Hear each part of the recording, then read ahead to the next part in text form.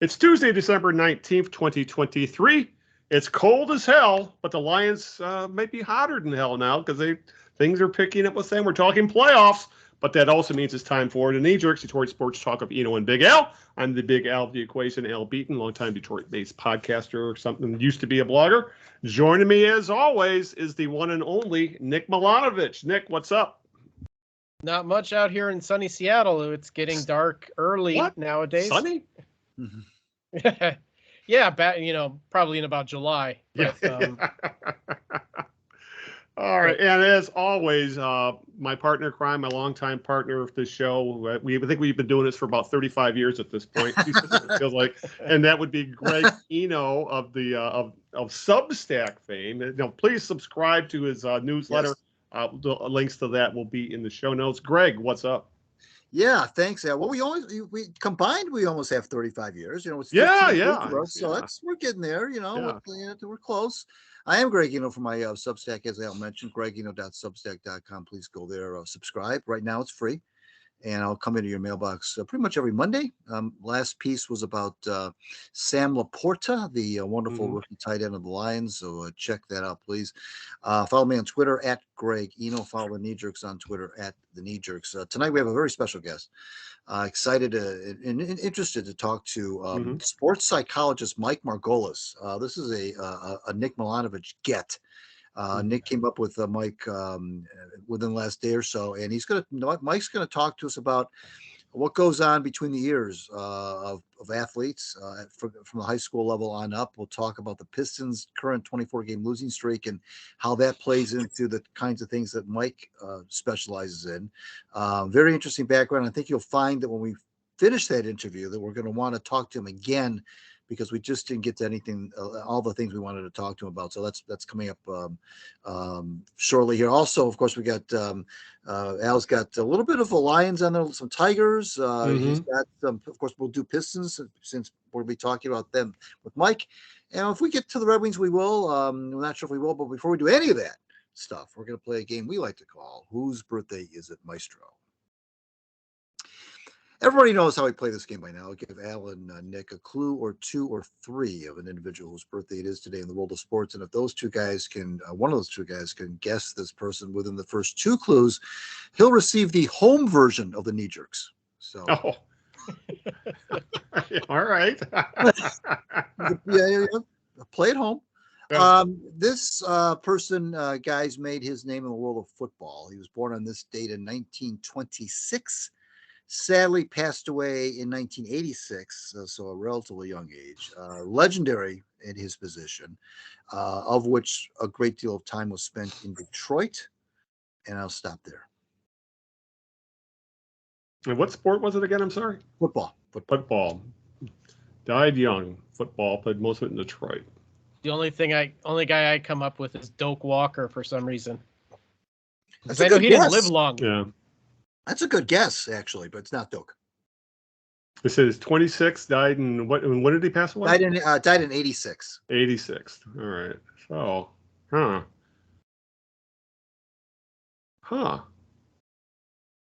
So if we played for the football, oh geez. How about Yale Larry?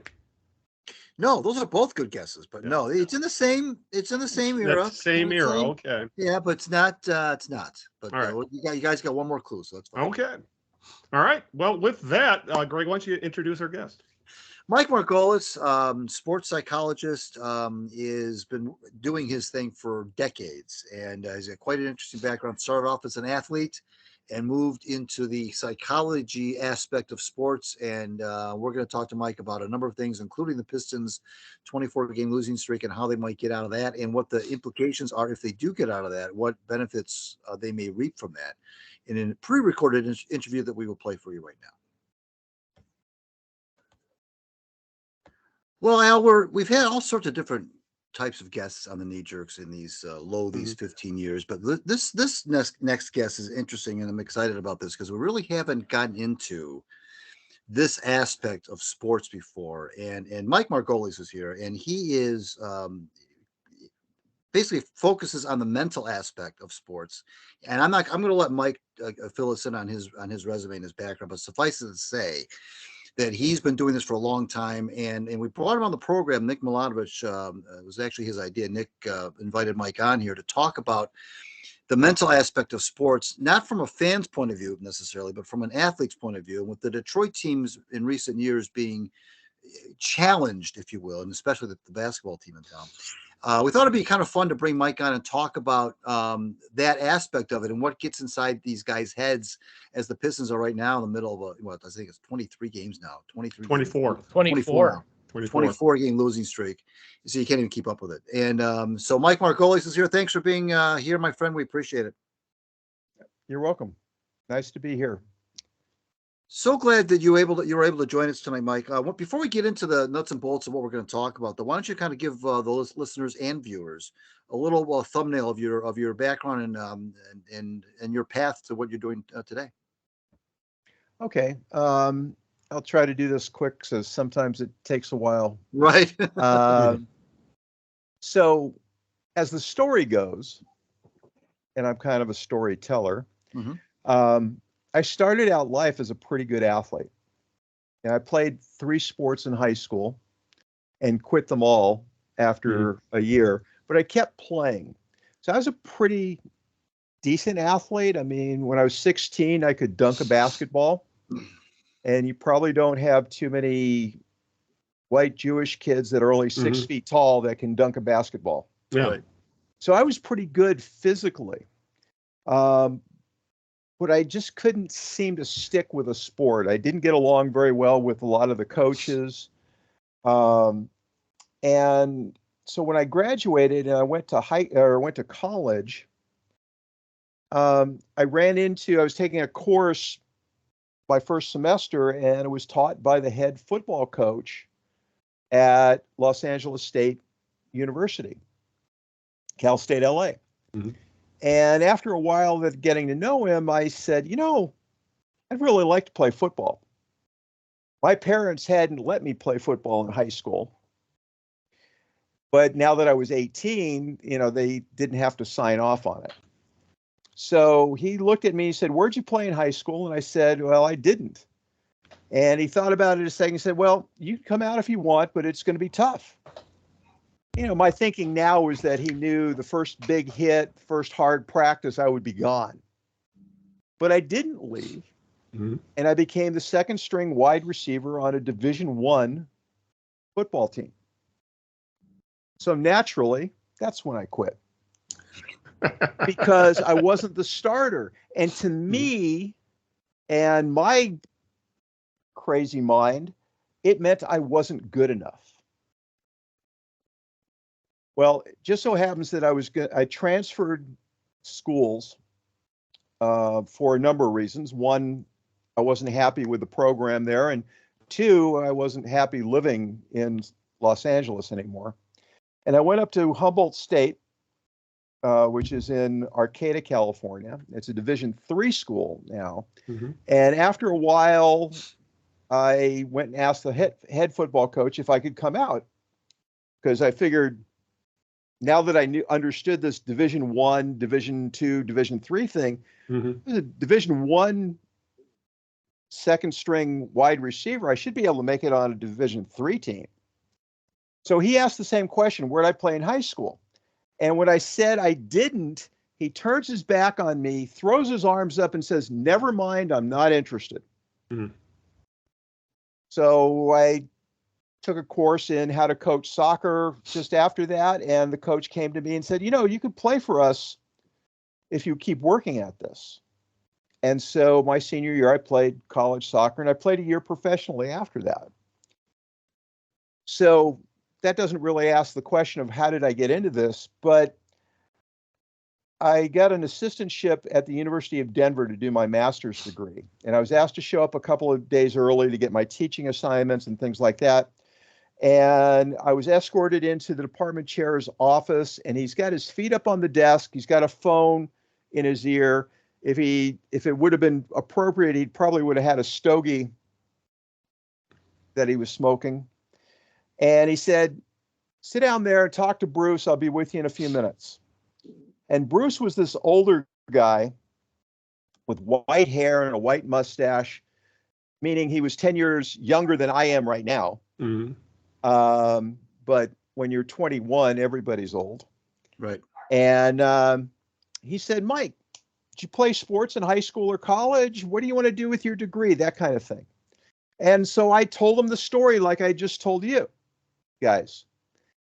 Only Bruce's reaction was a little bit different. He laughed at me, or I thought laughed directly at me. And he said, those things that you're missing, the lack of confidence, the inability to stay focused on doing something, the lack of discipline, the obvious anxiety that you have, those are just skills, and you could learn them at any time. And so I looked at him as a 21-year-old only could and said, so who are you? And he said, I'm Bruce. And I said, yeah, I know. I got that part. Bruce who? And then he told me his last name, which is Ogilvy. And the light bulb went off in my head because I knew that name because Bruce Ogilvy is considered the father of modern sports psychology in North America. Oh, wow. Okay. And he was my department chair's best friend. He happened to be visiting from California. And right about then, my department chair gets up from his desk, starts to walk towards the door. He says, Bruce, let's go to lunch. And Bruce says, great idea. And they're both heading out the door. And I'm sitting there like a dummy, like, did you want me for something? Mm-hmm. And my department chair turns around, tosses me his keys and says, you're driving.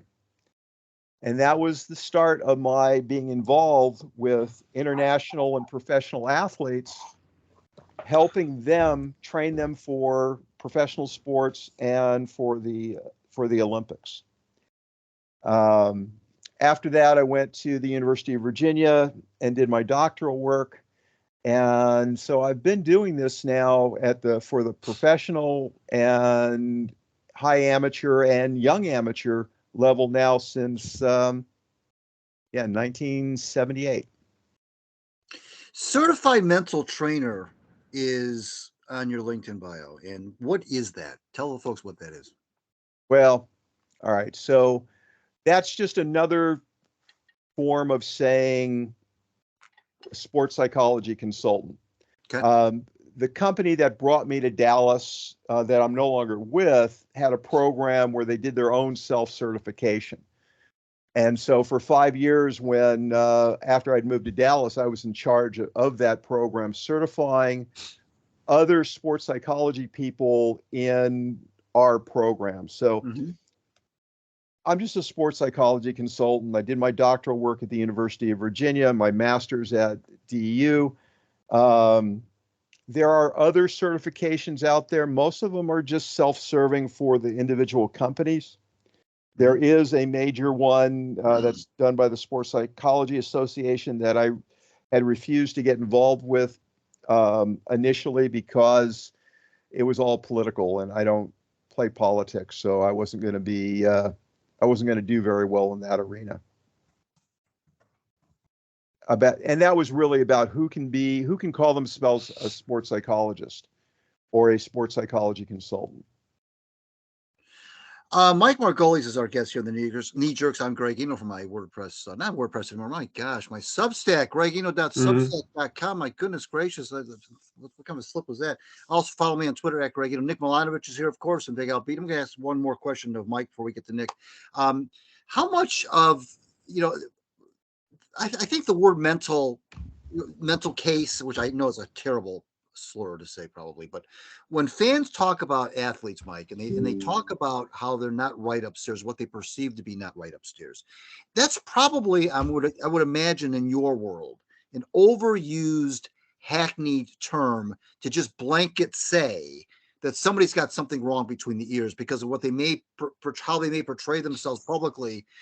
And I'm getting the sense that what you do is a lot more nuanced than that, right? I mean, when you talk about what an athlete's going through in between the ears, it's not just necessarily how they're behaving outwardly. If anything, it's the opposite, right? It's what's going on between the, in the skull. Yeah, I mean, I think this is an appropriate place to make a a differentiation statement about the different aspects of sports psychology. So part of your question goes to their mental health. If we were talking about who is it that just got suspended indefinitely? Draymond Green. Draymond Green. So that could likely be, at least in terms of reading news articles, it could be a mental health kind of issue, like he's totally out of control.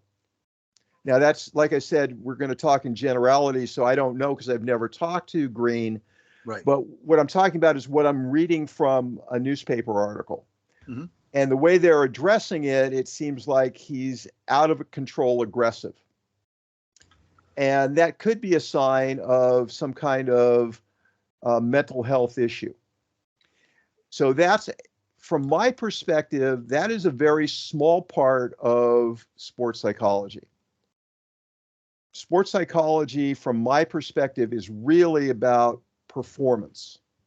It's about what are the mental skills that are required to be your best, whether you're an amateur golfer or you're a professional athlete.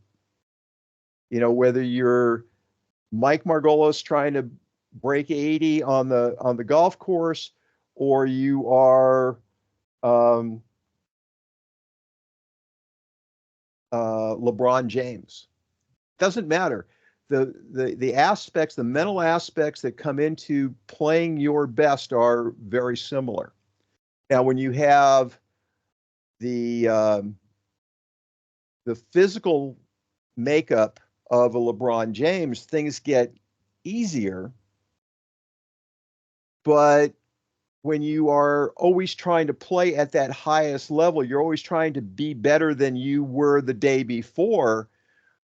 The mental skills that are required to do that are the same thing it is for one of us to go out and hack around a golf course. Right. We just don't happen to have the same kind of skill sets or the same kind of physical aspects of ourselves to be able to do that. The example I gave with my being able to dunk a basketball at the age of 16 is simply, okay, I have a lot of fast twitch fibers.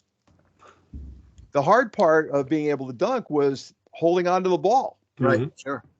So, those are the physical aspects, but what keeps you focused? What keeps you on, keeps your motivation at the highest level?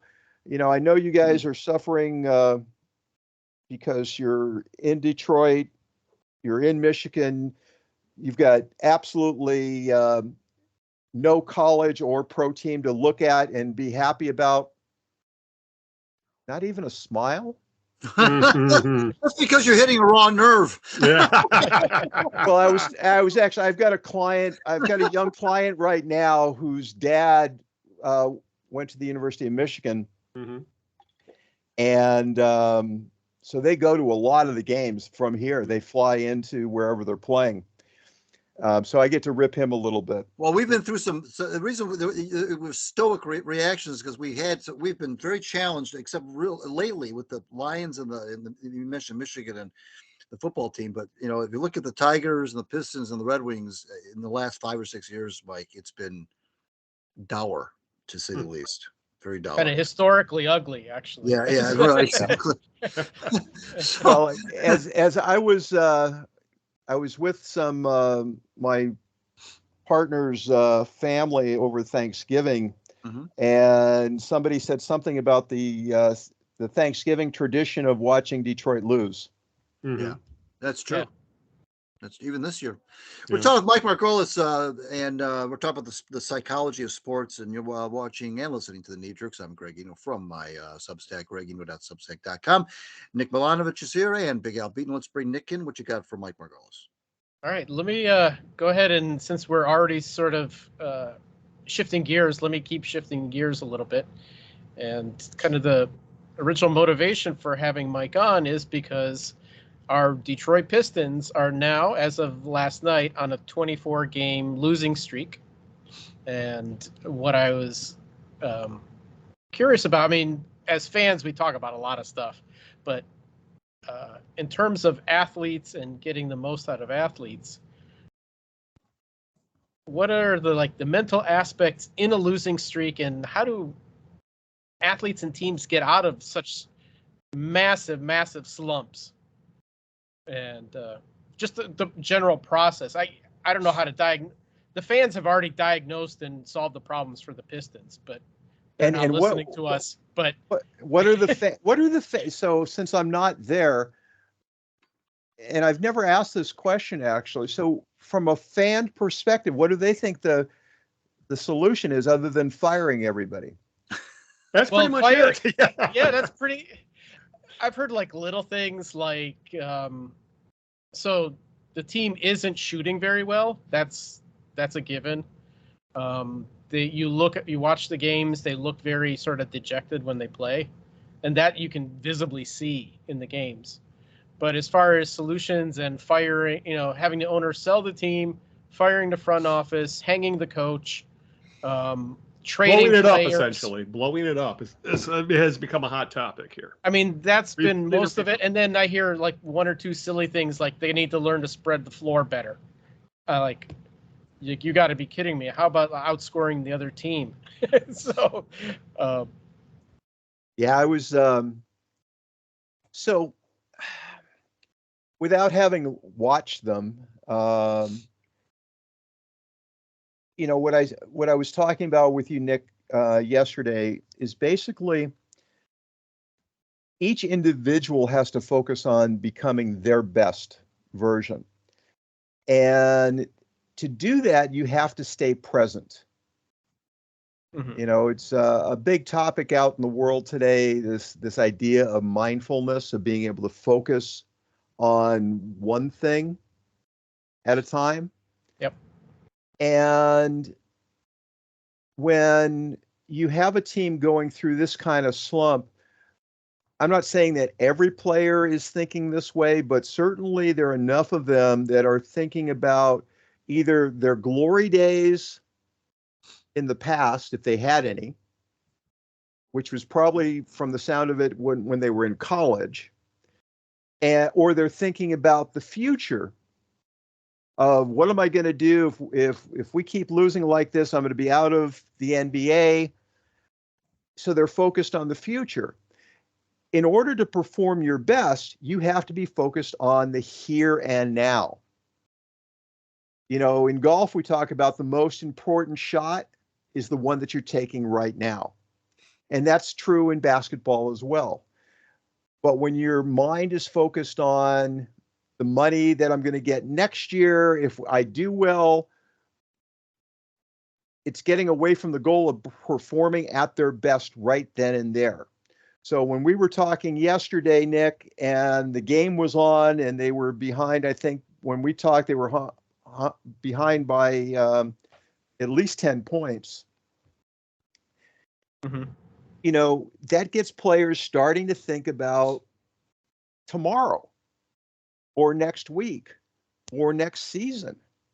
I mean, I've got a guy who plays in Europe professionally. He's a 6'8" center.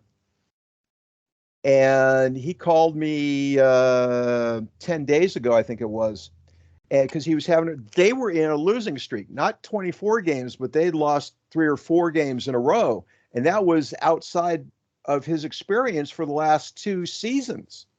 They'd never lost more than 2 games in a row. And he was really concerned. I said, get back to focusing on one thing at a time. Because when you start to do that, when you start to focus on what's present right now, anxiety goes away. So as soon as that anxiety goes away and you're just focused on that one shot right then and there, you're more likely to hit that shot, which builds your confidence up. So you're more likely to hit the next shot. But you're focused on what you're doing right then and there. Sometimes with teams, they need to get out of, okay, we're being outscored by everybody. Let's focus on defense. But even then, it's on your individual performance. It's on how do I play? How do I become the best defender within me?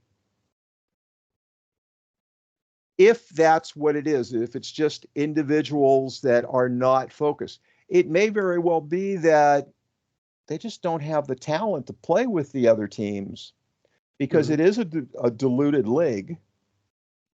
You know, people ask me all the time about, you know, who my favorite players are of all time. And I talk about guys like Wilt Chamberlain. And, you know, that era, the 60s and 70s, they're playing against, you know, there were only, 24 teams, I think, at the time, or even less. Mm-hmm. And now you're playing against the best professionals that are out there. Now you're playing with guys that some of them probably don't belong in the NBA. Mm-hmm. They belong in today's NBA because it's expanded, but they're not necessarily at that same quality. And if management has not brought in the right players, or they're working on a plan to grow them, then they have to keep focused on, okay, if we lose today, that's all right. It's not what we want, but did you get better today? Were you better at your position today than you were in the last game? Did you stay more focused? A lot of the NBA teams, and I don't know about Detroit, a lot of the NBA teams actually use somebody like myself to help them keep their players focused. Some don't believe in it because the coaches believe that they have the whole ball of wax worked together. And in most teams, when they do employ a sports psychology consultant, most of the teams bring somebody in and they're just kind of window dressing. The ones that do it well, they integrate that person with the team so that, you know, it's not just this special thing, and they're not, you know, talking with the sports psych person is not because I have a mental health issue. It's they're helping me focus on being more present, or they're helping me stay more relaxed, or they're helping me, you know, with my confidence, which they would never say because they'd get raked over by the newspapers and all the fans if they said I'm lacking confidence today. Right. But those other things, they help them focus on, and they integrate it into the team so that even when they're not performing their best, they're not going backwards. And that's the real danger, is when teams get in a slump like this, they tend to go backwards. Right. And that's really harmful for your younger players. Yeah, you've hit on things, Mike, that we've said about the Pistons, and what a lot of the fans are concerned about is you just absolutely nailed it a couple seconds ago when you said that the teams are going backwards. There's a big concern that the younger players, and this is a very young team, a lot of players are in the early 20s, and some aren't even 20 yet. The fear is that they're not getting better. If anything, they're getting worse. And to Nick's point about they appearing to be dejected, visibly dejected on television, is real. It's not, you know, us making that up or painting a picture that's not there. We're talking with Mike Margolies, sports psychologist here at the Knee Jerks. I'm Greg Eno, Nick Milanovich. You just heard. Let's bring Big Al into the discussion. What you got for Mike? Yeah, I noticed you mentioned that mental toughness is a skill. And I've always, you know, being a layman, I've always, you know, thought that, oh yeah, these guys don't get to the Division I level or the NBA, MLB level without having that extra mental toughness themselves, that belief in themselves that they can do this.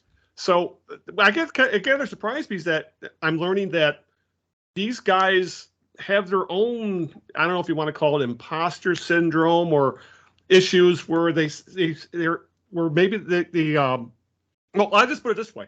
Mental toughness, can it be taught, or is this something that you have and just have to enhance?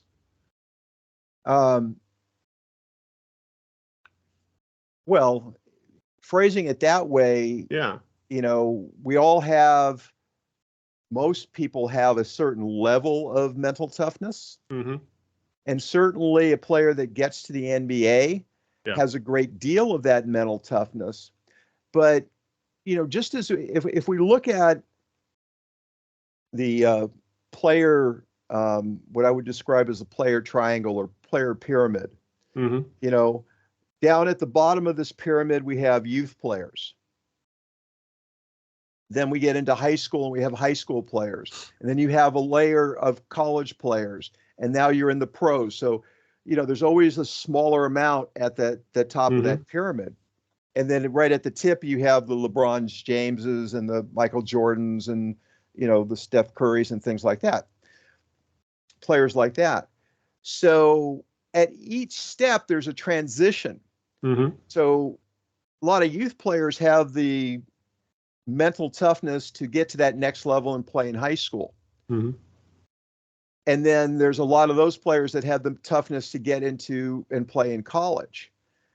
But just like from the physical standpoint, I mean, you listen to rookies in the NFL, especially, they talk about, you know, they were the top player in their college football program. Mm-hmm.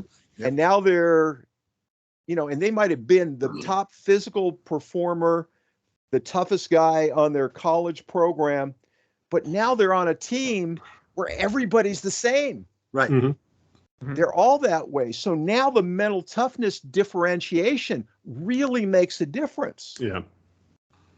You know, that's where it comes in. Okay. So the pros that I've worked with have come, you know, they've only needed like this little tiny bit. Mm-hmm. I worked with a player, and I don't know yet whether I'll mention his name, because I have permission to mention his name. So, but he was a Seattle player that played. This is a soccer player. He played in college in a state near you, the state that you don't like near you. And that's Oregon, right? No. It starts with. You got the first letter right. I got the first letter right. And you know, he was a top player in his college as a freshman, but his coaches said to him, "Look, if you're going to make it to the next level, you got to get some mental toughness, because that's what's lacking." Mm-hmm. And so he, being a Seattle kid, they somehow found me, and I worked with him for that summer. And he went back for his sophomore year. And after his third game, I think it was, his coach came to him and said, "Find yourself an agent, because we just got word from the Sounders that because you're a homegrown kid, you're going to be drafted." Mm-hmm. And so we worked together, and really he had a really good understanding of what it was to be tough. This was a very tough kid. Mm-hmm. But he thought that toughness came from, if he got beat on a play or he lost the ball, he would drop his head for a second, maybe curse a little bit, and then, being one of the fastest players in the world, he would catch up to the guy and put some pressure. But what the coaches saw, when he dropped his head, it gave that next level player enough time to do something else with the ball, whether it was make a good pass instead of a hurried pass. Right. And so when he was drafted, he was told that, he probably wasn't going to play. And he might get some time in, you know, extra time or something like that. And then the international player that they had brought in for that position pulled a hamstring in preseason, and they put him in to play against a team from Mexico just preseason, and he never gave up that spot. And a couple of years later, he was playing for the U.S. men's national team. But the thing that he needed was just one little hint about what mental toughness needed to, the change that he needed to make, which was not drop your head. Just stay present and go after it. If you make a mistake, you go take care of it. And as soon as he did that, all of a sudden, everything changed. Now, there were other things that we did as well, But the big change came from just the recognition of, if I'm really going to be mentally tough, I have to catch myself and not let down even for a half a second. And that's the difference between the level at, whether it's the MLS or the international, the men's team. That's the difference between that and a college player. And so maybe with a lot of these players on the Pistons, it's just that they only need that one little thing that will turn the key for them. And they're missing that. I like to describe it as, when we're growing up, we go through, it's kind of like a buffet line. I'll take some of this confidence. I'll take some of this ability to stay relaxed.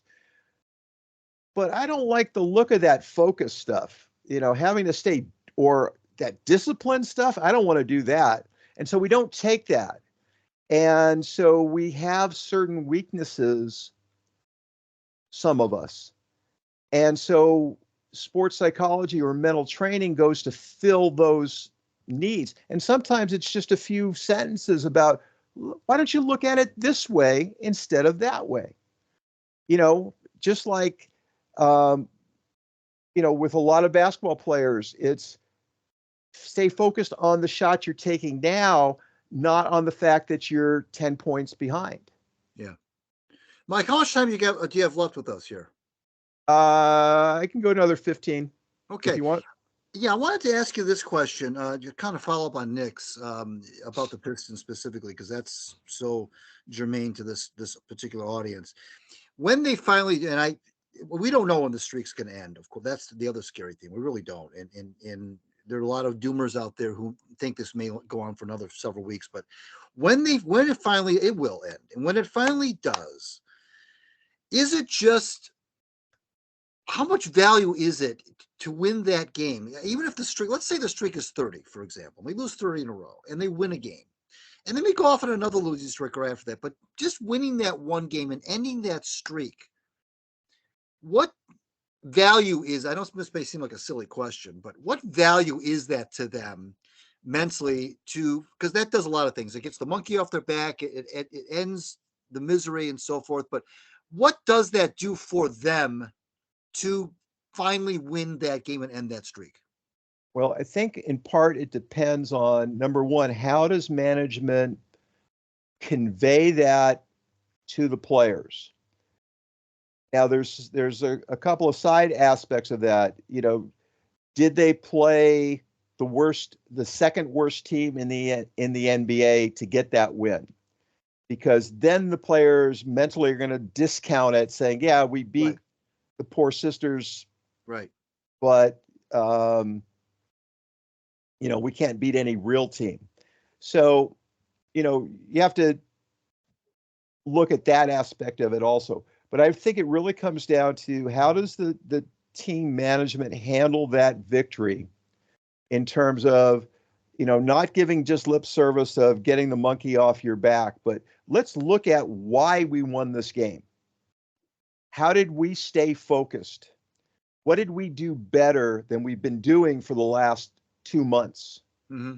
And if they do that, rather than just celebrating the win and saying, did we just get lucky? In psychology, we have this thing called, why am I telling this? Attribution theory. And it's, what do we attribute success to? And, we can make up a matrix of it, but basically you attribute success either to skill, to effort, or to luck. Mm-hmm. And usually, for the best athletes, it's a combination of all three of those. But people get lost in, when I'm successful, it's because of my skill. When I fail, it's because of my skill. For the ones that are skill oriented. For some, it's effort. Well, I didn't make enough effort to win. Mm-hmm. or we just got lucky. So how does the coaching staff address that with the players and focus it on, you've always had the skill, this was a much better effort. And then looking at it from the perspective of, okay, now what are the things that we did really well, and bringing in the psychological aspects of it. We were really, Joe over here hit 8 out of 9 free throws, where he's been shooting 60% from the line before that. He stayed really focused on those free throws. Or Jim was a rebounding monster today. We've been talking to him about staying focused on getting every rebound that he could. Not from a physical standpoint, but from an effort standpoint. That's what builds success. But too often, when a situation like that happens, they go out and they win that game. And if the thinking is, well, we got lucky, or, the other team was just having a bad night, and then they go out and lose the next day, then it takes that all away, unless they've really help them focus in on, this is what you did really well today. Yeah. And they focus in on the mental side of things. It makes sense. We're talking with Mike Margolies, sports psychologist here in the Knee Jerks. I'm Greg Eno from my Substack, gregeno.substack.com. Nick Milanovich is here, Big Al Beaton. Let's bring Nick back in. What you got for Mike? Hey, Mike, I got one. It's maybe more towards the role of coaching and management and all this other stuff. So I think there may be like a little bit 2 parts to this question, or I don't know if this is 2 different questions, but the coaches, one of the, they play an important role in this. What I've seen, like with the Pistons, for instance, and this has been a pattern with them, is they will play for the first 3 quarters and just fizzle out in the 4th quarter. That's really, really common. They're already down after 3 quarters, but just they could make up the difference. But by the 4th quarter, it's just like they check out completely, and that feels more like almost like a coaching thing, where you need to coach and step in. And then the other part of my question is a little different.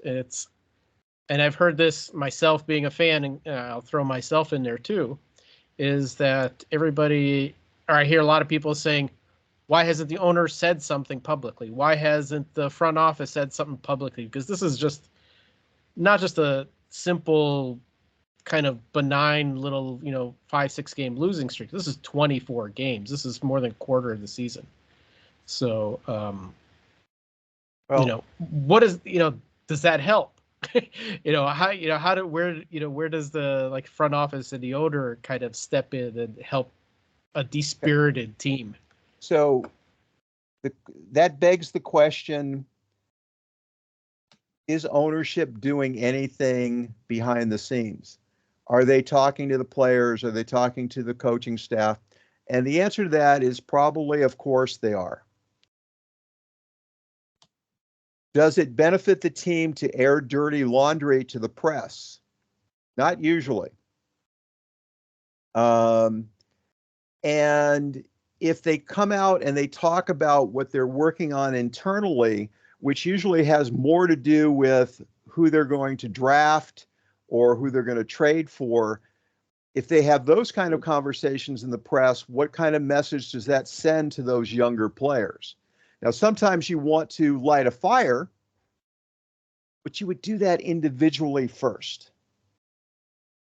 I mean, we've all seen what happens when a team or a player leaks some information to the press without any real context to it, and how that then brings a lot of heat either to the player or to the team. So you have to look at what's the advantage of the team coming out and saying, this is what we're working on. And then at the end of the season, they do something completely different and everybody goes, hey, you're just lying to us about what your plans were. So sometimes it's better to be a little bit quiet. And as we all know, if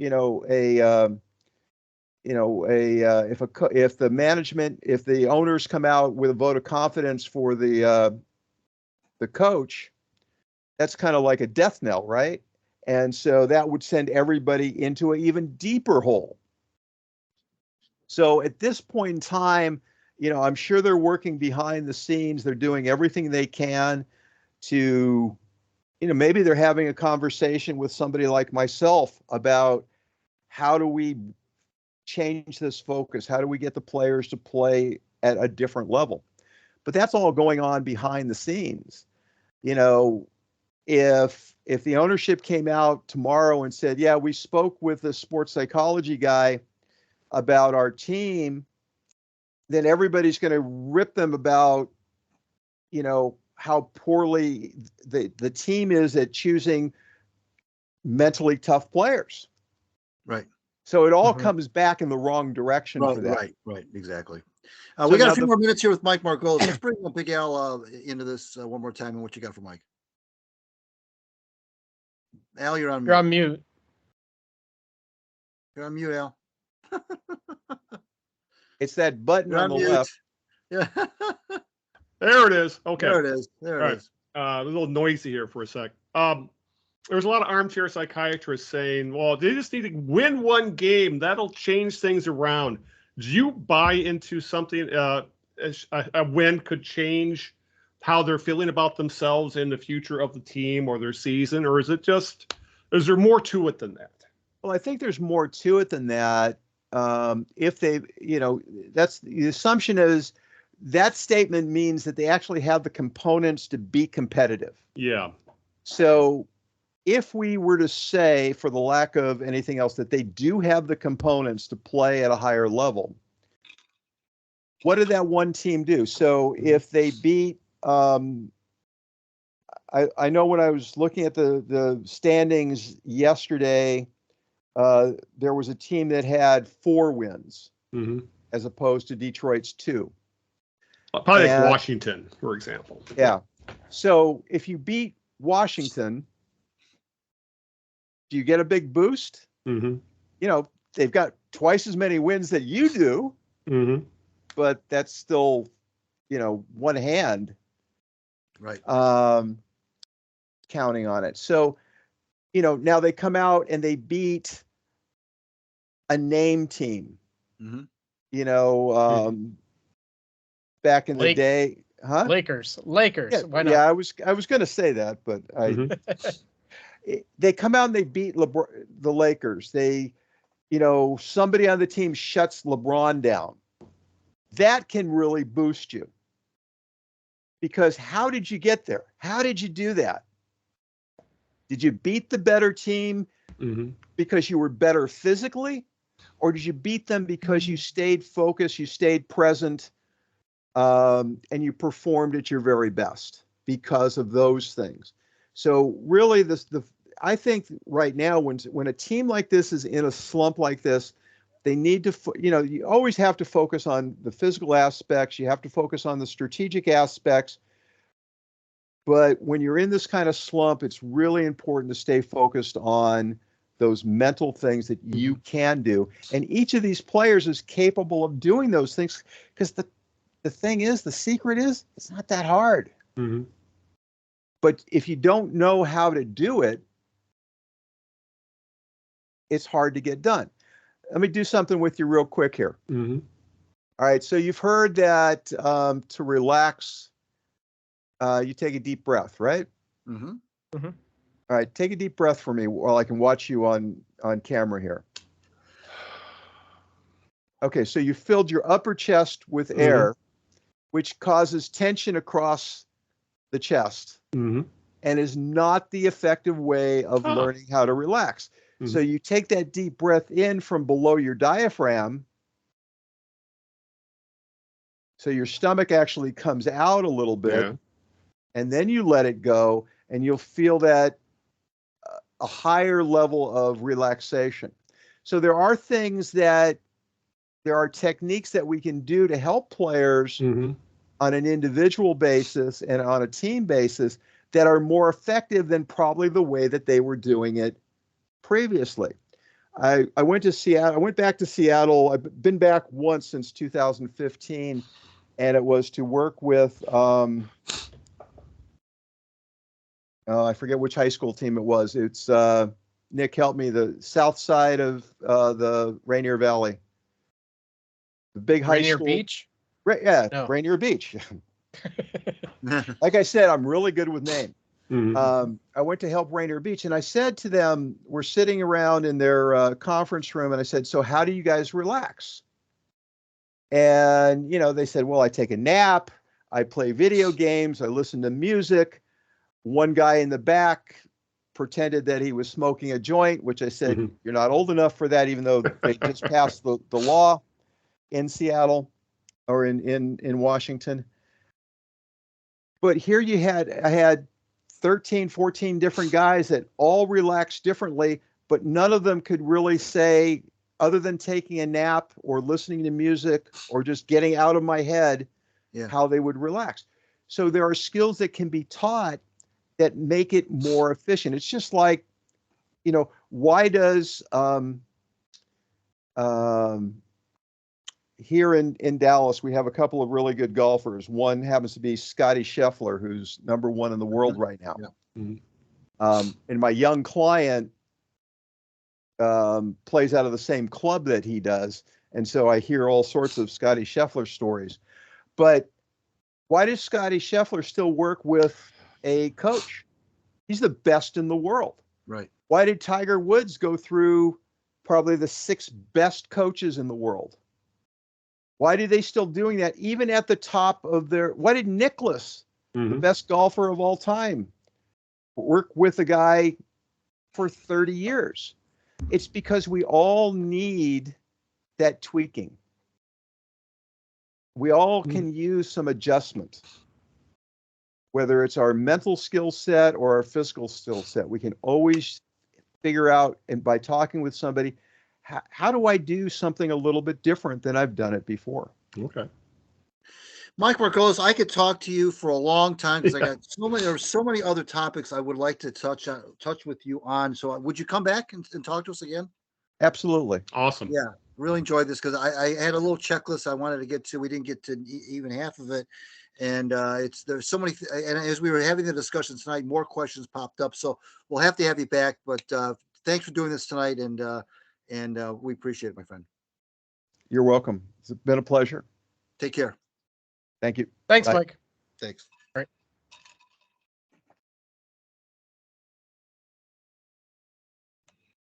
Boy, we could have went the entire show, and I could have just gotten rid of the show notes, guys, and you just could have talked about that for the entire show. We don't need to talk about the Lions. Come on. Well, you said it about the rabbit holes. You can go down a number of rabbit holes when you talk to somebody like that who's got that kind of experience. Yeah. Because he's one of those guests that the more you talk to him, the more questions you think of. It's impossible to just say, okay, here's the questions I'm going to ask Mike, and then stick to that. You can't do that because everything he talks about just spawns more questions. So he's kind enough. He was kind enough to say he'll come back on, and we'll set that up, and we will talk to him again. Yes, because we plenty more we could ask. Okay, with that, let's play question 2 of the birthday game. Again, this person was born in 1926, died sadly in 86. So he wasn't even quite 60 years old when he passed away. He made his name in the world of football, legendary at his position, Hall of Famer. Spent the prime of his career in Detroit. And I will also say, you guys mentioned Doak Walker and Yale Larry. That's the same era, but the connection to Doak Walker is, I believe, Doak and he went to the same high school, and so did another Lions. So it's got to be Bobby Lane. Yeah, we got it at the same time. All right, that means 2 have to go out, or we'll have to do. I'll have to shoot something. Doak Walker was a high school. I had to bite my tongue, Nick, because Doak Walker was a high school teammate of Bobby Lane at Highland Park High School. That's right. Texas. Yeah. So that's because the more I thought about it, he died young. Bobby Lane. Who else could it have been? I mean, the guy probably didn't need to be embalmed, unfortunately. Right. Yeah. I was second guessing myself because, if he was born in 26, that means by 56, he's 30 years old. And I was wondering whether they were quite that old or not. Yeah. So, right, yeah. Well, he probably looked like he was about 50 at that point anyway. Right. Right. Yeah. I remember Pat Summerall once said about Bobby Lane. He said, Bobby Lane For Bobby Lane, every week had 8 days, and every day had 25 hours. Yeah. And that says something, because I know Summerall and Tom Brookshire were known to be heavy partiers as well. Oh, for sure. Yeah. Summerall's an alcoholic, as we was. Yeah, really. Exactly. Yeah. So, all right. So I guess Nick will have to share the game. So yeah. All right on. All right. With that, since we were talking about we're about players, they're a player's headspace. Yeah. Well, right now the Pistons aren't in a very good headspace. Right. You know, on the last show I asked, and it was a bit of hyperbole, will the Pistons ever win a game? Well, here we are 2 weeks later. They still haven't won a game, and it doesn't feel so much like hyperbole anymore. Last night, Cade Cunningham was the best player on the floor against the Atlanta Hawks. Pistons took on the Hawks in Atlanta last night. He had the best game of his career, 43 points, 7 assists, 5 boards. He was 16 of 24 from the field, 3 of 5 from 3. A very efficient, I think he only had like 3 turnovers, even though he, primary ball handler. But the Pistons, regardless, still lost to Atlanta 130-124. That means their losing streak, as if you listen to the interview, is now up to 24 games. And they are on the verge of true sports infamy, the NBA record being for a season is 26, shared by the Cavaliers, 2010-2011 Cavaliers, and the 2013-14 Sixers. And then the Sixers also hold the overall record of 28 in a row, done over 2 seasons, from 24-15 to 2015-16, from the end of one to the beginning of the other. Neither record right now, guys, really feels like it's out of the question now. We're at 24. Greg, Cade Cunningham, there's been a lot of talk about who they should keep, who they should move on, who needs to be traded, who needs to be swept out. And Cade Cunningham finally stepped up his game last night. And people saying, yeah, that's who we've been looking for. But let me ask you this, Greg. How come he didn't look? I'm not saying he needs to score 40 points every night. But if he's supposed to be him, as they say, where has he been for the majority of this losing streak? Well, that's a good question. I think part of the answer may lie in that Cade is probably more of a Scottie Pippen type than he is a Michael Jordan type. He's a Robin, not a Batman. Huh? Right. And it's hard, and that's I know it's a tough pill for a lot of people to swallow, because he was the number 1 overall pick 2 years ago. And he was, despite what some folks might say now, he was still pretty much consensus number 1 overall. There wasn't, I know there was some talk of maybe the Pistons might go in a different direction. I remember on this program, we both said, don't be the smartest guy in the room. Don't get cute with this. Just pick Cunningham. He's probably, if you were to poll 15 NBA observers, 10 of them or 11 or 12 would say he's the number 1 guy. So he was the guy with the highest floor. Don't get cute. Just okay. So, but it's and this is another. I don't like to say this because I think he's a fine player. But the reason I say this is that the roster around him is so poorly constructed that maybe he's the kind of guy that would really flourish with other. I kind of look at Dylan Larkin the same way. Dylan Larkin, to me, 2-3 years ago, I was questioning, whether he was truly an upper echelon talent or only because he played for a poor team in Detroit. Yeah. Were we kind of labeling him as such almost by default? But he's showing me, Larkin is, that when you surround him with better players, and the rosters, despite their slump right now, the roster's probably as good as it's ever been around him. He's playing really well. He's still very good, and I think he's getting better because he's got better people around him. So it's a tough thing it's tough to say this about Cade, but your question was, where's he been? Well, he's been there, but he's got such a burden on him to be the guy, and I don't know. We were talking about mental toughness with Mike a little while ago. I'm not sure. I'm not suggesting he's not mentally tough, but I'm wondering if the burden of the losing streak, the drama around that, the roster being in a shambles, the new coach, everything is just weighing on him, coming back from the injury. And I'm just wondering if that's not impacting his performance. If you were to take him and put him on another roster like the Celtics or a team like that, he probably would play a lot better. Yeah. He just seems to be making so many mistakes in the fourth quarter. Nick mentioned in the interview with Mike about the Pistons' fourth quarter troubles, and Cade is every bit a part of that. He's the one who's probably turning the ball over the most. Yeah. He's the one missing the shots. He's the guy that really in Detroit, he's not really made a lot of big shots. Of course, there's not a lot of big shots to be made here, but he's not really been the guy who gets the ball at the end of the game and drains the shot to either win the game or send the game into overtime. He hasn't really been that guy. So I think it's it's probably not, he's probably not playing with a fair deck. Mm-hmm. But if you're just asking me straight out, where's this guy been? I think he's just been, poisoned by this whole situation around him. Yeah, Nick, where do you fall in this? Because you did mention when we were talking to Mike about the body language, about some of these guys look completely checked out in the middle of games, even, or God forbid, they're you watch them on the bench and they look like they're dead to rights, so to speak. Right. So it's almost painful to watch these guys realize that we can't, no matter how well we play, we can't win. I'm gonna layer something on top of that. It's not only, we focus on this season because there's this god awful losing streak going on. Yeah. But if you were watching last season and the season before, I kind of jokingly say this, but I was pretty serious. Is they would regularly go down by 30 points somewhere in the game, and then they would lose by somewhere between, say, 18 to 25 points because the other team gets bored. That's the same thing that's happening this year. And what I see happening, and I think this is a coaching thing, is the Pistons would get behind, they would get desperate, and they would look like they're falling apart, disorganized. And I think Casey kept it under wraps a little better. Now it's just kind of like, there's nothing. Monty isn't quite as skilled, I don't think, as handling with these young. He's not as skilled handling these young guys, so it looks even uglier.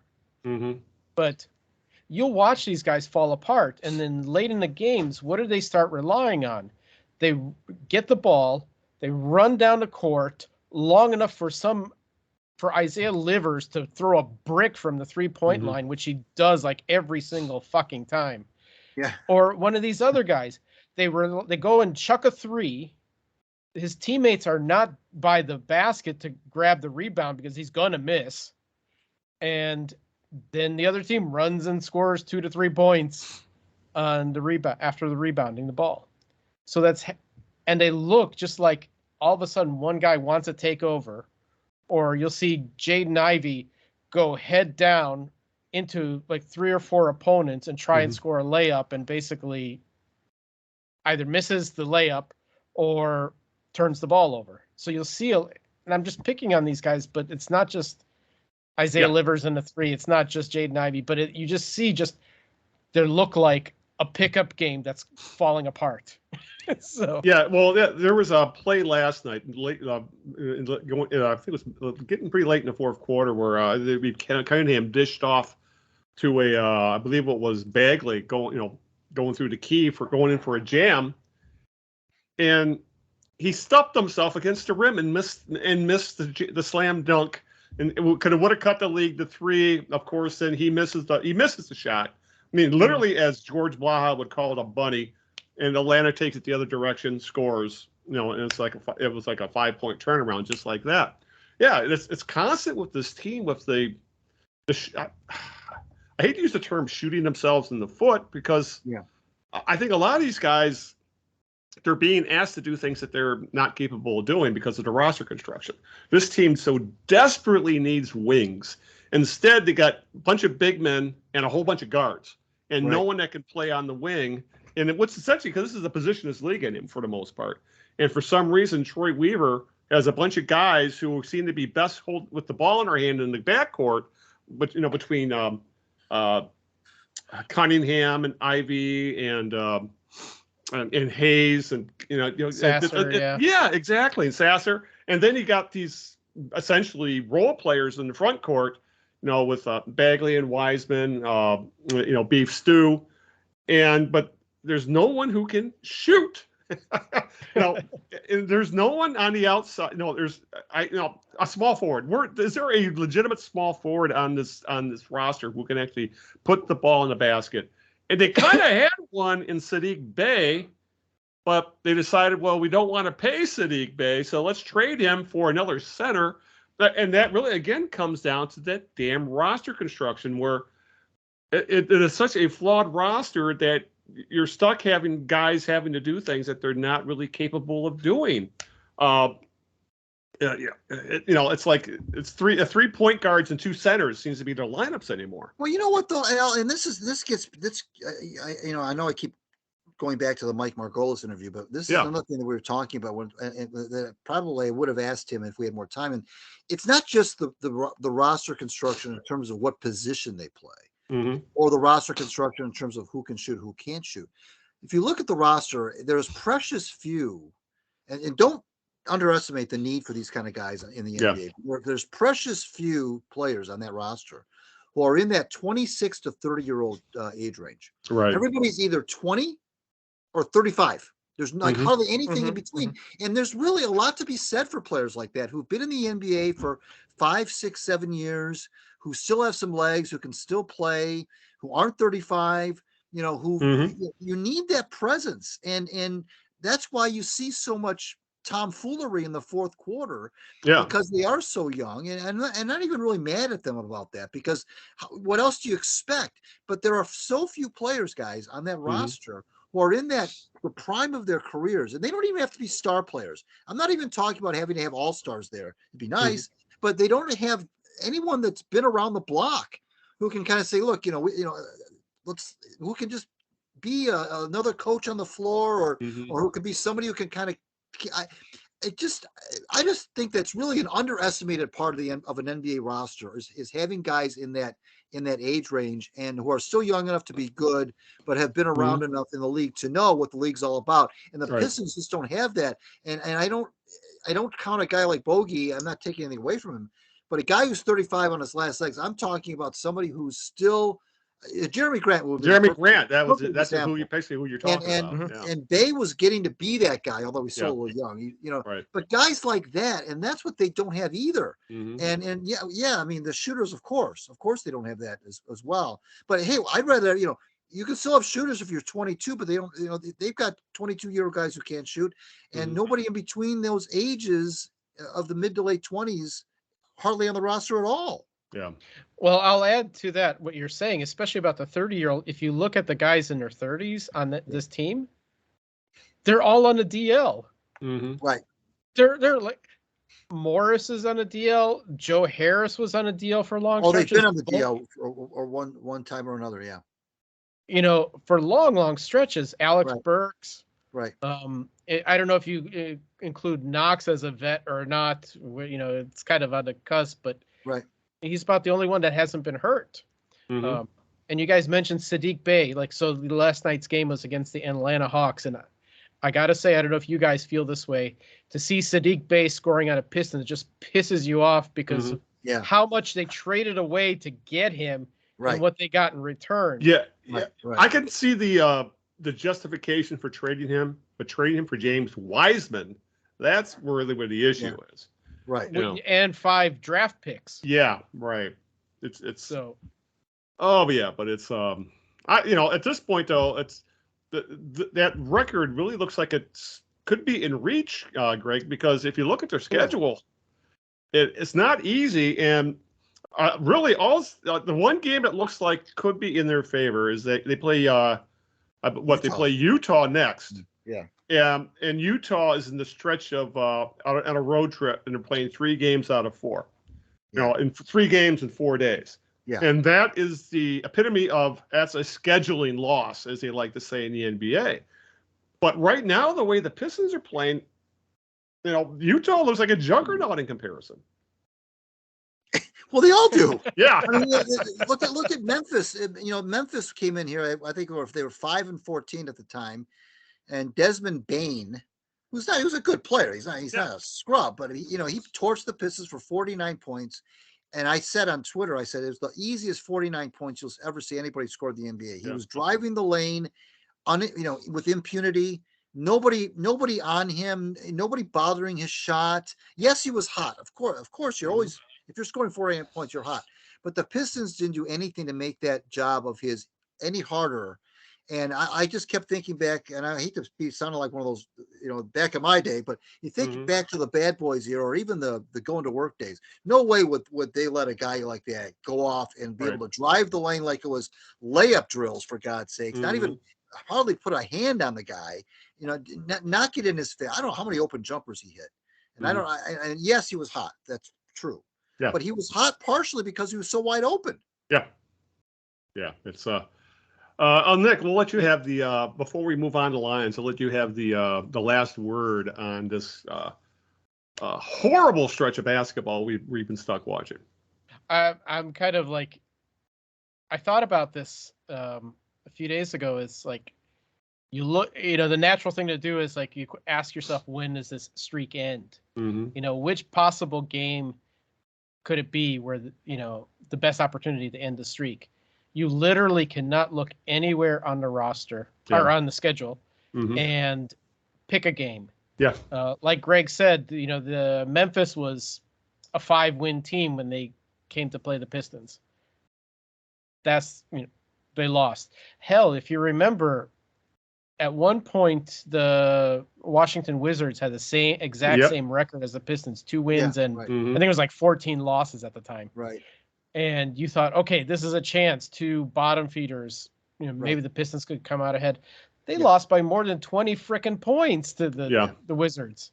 Right. So there's like nowhere on this schedule can you look and say, is there a light at the end of the tunnel? No, there's a train coming at you. The light is coming from a train, and it's going to hit you head on. And so and I guess that's the one other frustrating thing about this is seeing where the Pistons are 4 years into this, and then looking what Orlando's doing, and looking at what Indiana's doing. Hell, look at what Houston's doing. Houston's like 13-11, 13-10 right now. Now Orlando has a young core that they took Franz Wagner, I believe, in the same draft as Javen Ivey, and Wagner's looking like, he's going to be an all-star for years. I guess that's the other thing. It's some of these drafts looked good, at the time, but now that we have some hindsight, the Pistons really they miscalculated in some of their drafts. I mean, going back drafting Killian Hayes, and they've hit on a couple, but man, they have whiffed on a handful of these picks, and it's really coming to bite them because they had nothing to start with when it came to where the roster was. Because when you have to start a rebuild with, with a shell of Blake Griffin and not Reggie Jackson and not much else, you're already behind the 8 ball. But it's getting very frustrating. I don't know what. I mean, it's the point now where I'm kind of rooting for them to. That's the way it was with the Lions. Things got so bad, you go, I want them to get horrifically worse so something will change. It finally worked with the Lions. Maybe it'll work with the Pistons. And that's a good way to segue into a little bit of Lions talk. Because since we last spoke, things are kind of looking like, where's this team going? And it wasn't helped by a very uninspiring 28-13 road loss to the Bears. The Lions blew a 13-10 halftime lead, allowed 18 unanswered points. It was a very ugly game, against an ugly team in ugly weather. And that same old Lions talk started to creep up on people. But the Lions rebounded very well. A nationally televised 42-17 blowout victory over the red-hot Broncos on Saturday night. The Broncos had won, I believe, 6 of 7 before getting their asses handed to them by the Lions. The slow start, but the Lions scored touchdowns in 6 of their last 7 possessions. Jared Goff threw 5 touchdown passes and didn't turn the ball over at all. Sam Laporta and Jeremy Grant counted for those 5 touchdown catches. And the defense looked like they did before the bye, where they were all over the place, putting pressure on the quarterback and causing turnovers.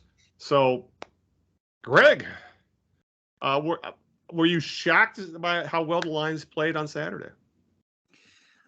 I don't know if I was shocked. They started out a little slow out of the gate. I think they had punts in the first 3 possessions. Yeah, it was 0-0 after 1 quarter. Yeah, it was kind of the first quarter was kind of like just two boxers kind of feeling each other out a little bit. It wasn't really all that compelling, but no, I wasn't shocked because they do tend to play well at home. It was a win that they needed to have for sure because the Doomers were definitely out after the Bears game, and it wasn't just the Bears game. They were they weren't their best. It was a mid-season swoon, a bit of one. Even though they had a winning record, they weren't playing particularly well. Right, and even guys like Amon-Ra St. Brown had a poor game in Chicago. He was dropping passes. It just wasn't. It was one of those days. Sometimes that happens in the NFL. You just can't. Yeah, when you see Aiden Hutchinson screwing up so badly in a game like he did.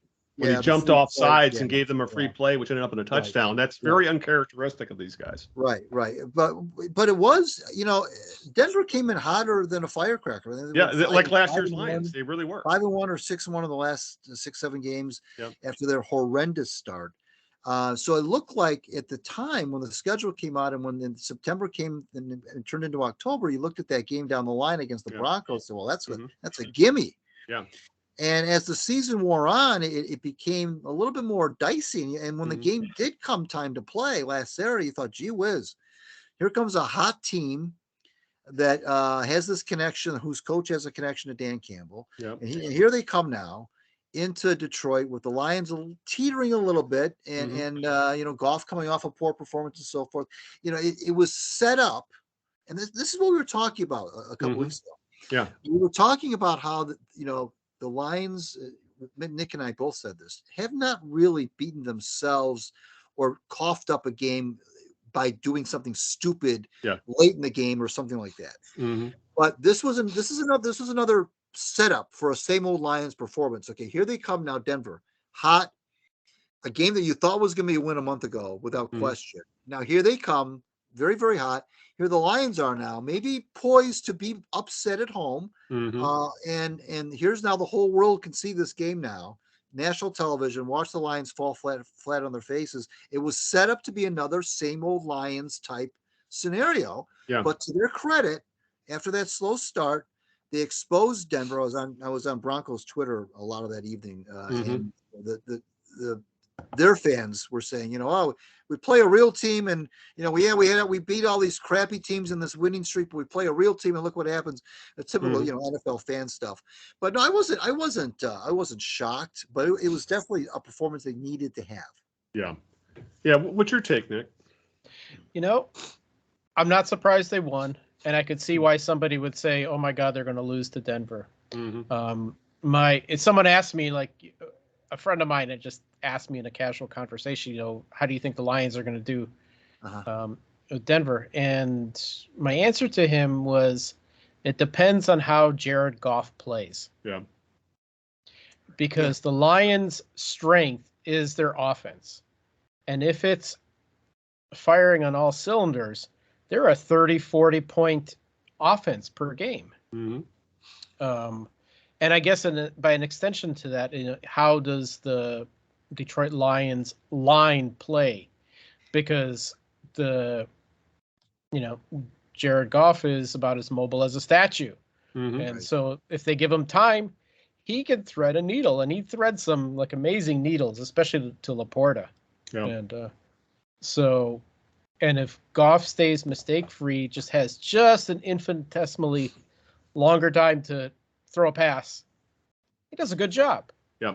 And part of the reason I'm saying that is it compensates for the Lions what I think are two weaknesses. Number one is the defense is kind of, and a good quarterback's going to carve them up. They can't seem to tackle the quarterback and get a sack. So if the quarterback's mobile, forget it. And then their other weaknesses, I'm beating this drum again, is their kicker.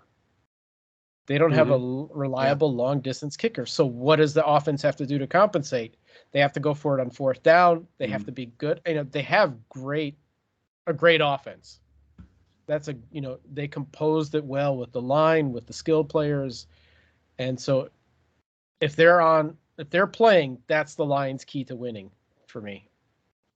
Yeah, and they played on Saturday. Yeah, and it's interesting you bring up the kicker because they made a change. They brought the money badger, Michael Badgley, off of the practice squad, essentially replacing Riley Patterson. Even though there was not really much talk about it, but apparently he had been out kicking him in practice. So now they've switched kickers again. We'll see what happens there. But yeah, it really comes. I agree with you here, Nick. Especially it's the offense with the Lions. They need to outscore teams, and even what I think it's even bigger deal is that their offensive line looked to be fully healthy again. Amazingly enough, where they said Frank Ragnow had meniscus surgery 2 weeks ago, and he played this past Saturday, which is that just said a professional athletes are at another level. I'd probably still be in bed curled up in a fetal position after knee surgery. Here he is, at an NFL game, pancaking people. But yeah, it was. I agree with both of you guys. It was a game they really needed to have. And let me ask you this, Nick. What do you think about? Did you see what Dan Campbell mentioned? He came after the draft haters in the post-game press conference. He went, after seeing what Laporta and Gibbs did, and both had great offensive games, had the 5 touchdowns combined, and then he called out the positional value guys in the post-game presser, because for the Lions did catch a lot of grief for their draft picks and how they were used when it came to you never take a running back that high, and why did you take a tight end when you traded one just like him the year prior? And then here these guys are essentially becoming the focal points of the offense. I'll have more to say on that a little later. Oh, but, okay. I'm with Dan Campbell on this one. Yeah. You could pick, that draft value, like positional draft value. Mm-hmm. It's a bunch of bullshit. Yeah. This is a guessing game. You're picking a good player that's contributing. Jahmyr Gibbs is contributing a lot. He leads the NFL in yards per carry. I mean, he'll if he breaks that tackle, the first tackle, he's gone. He's fast. And Laporta, why would you bitch about him? He's doing a lot better than, say, Bryce Young, who was whatever the top pick in the draft.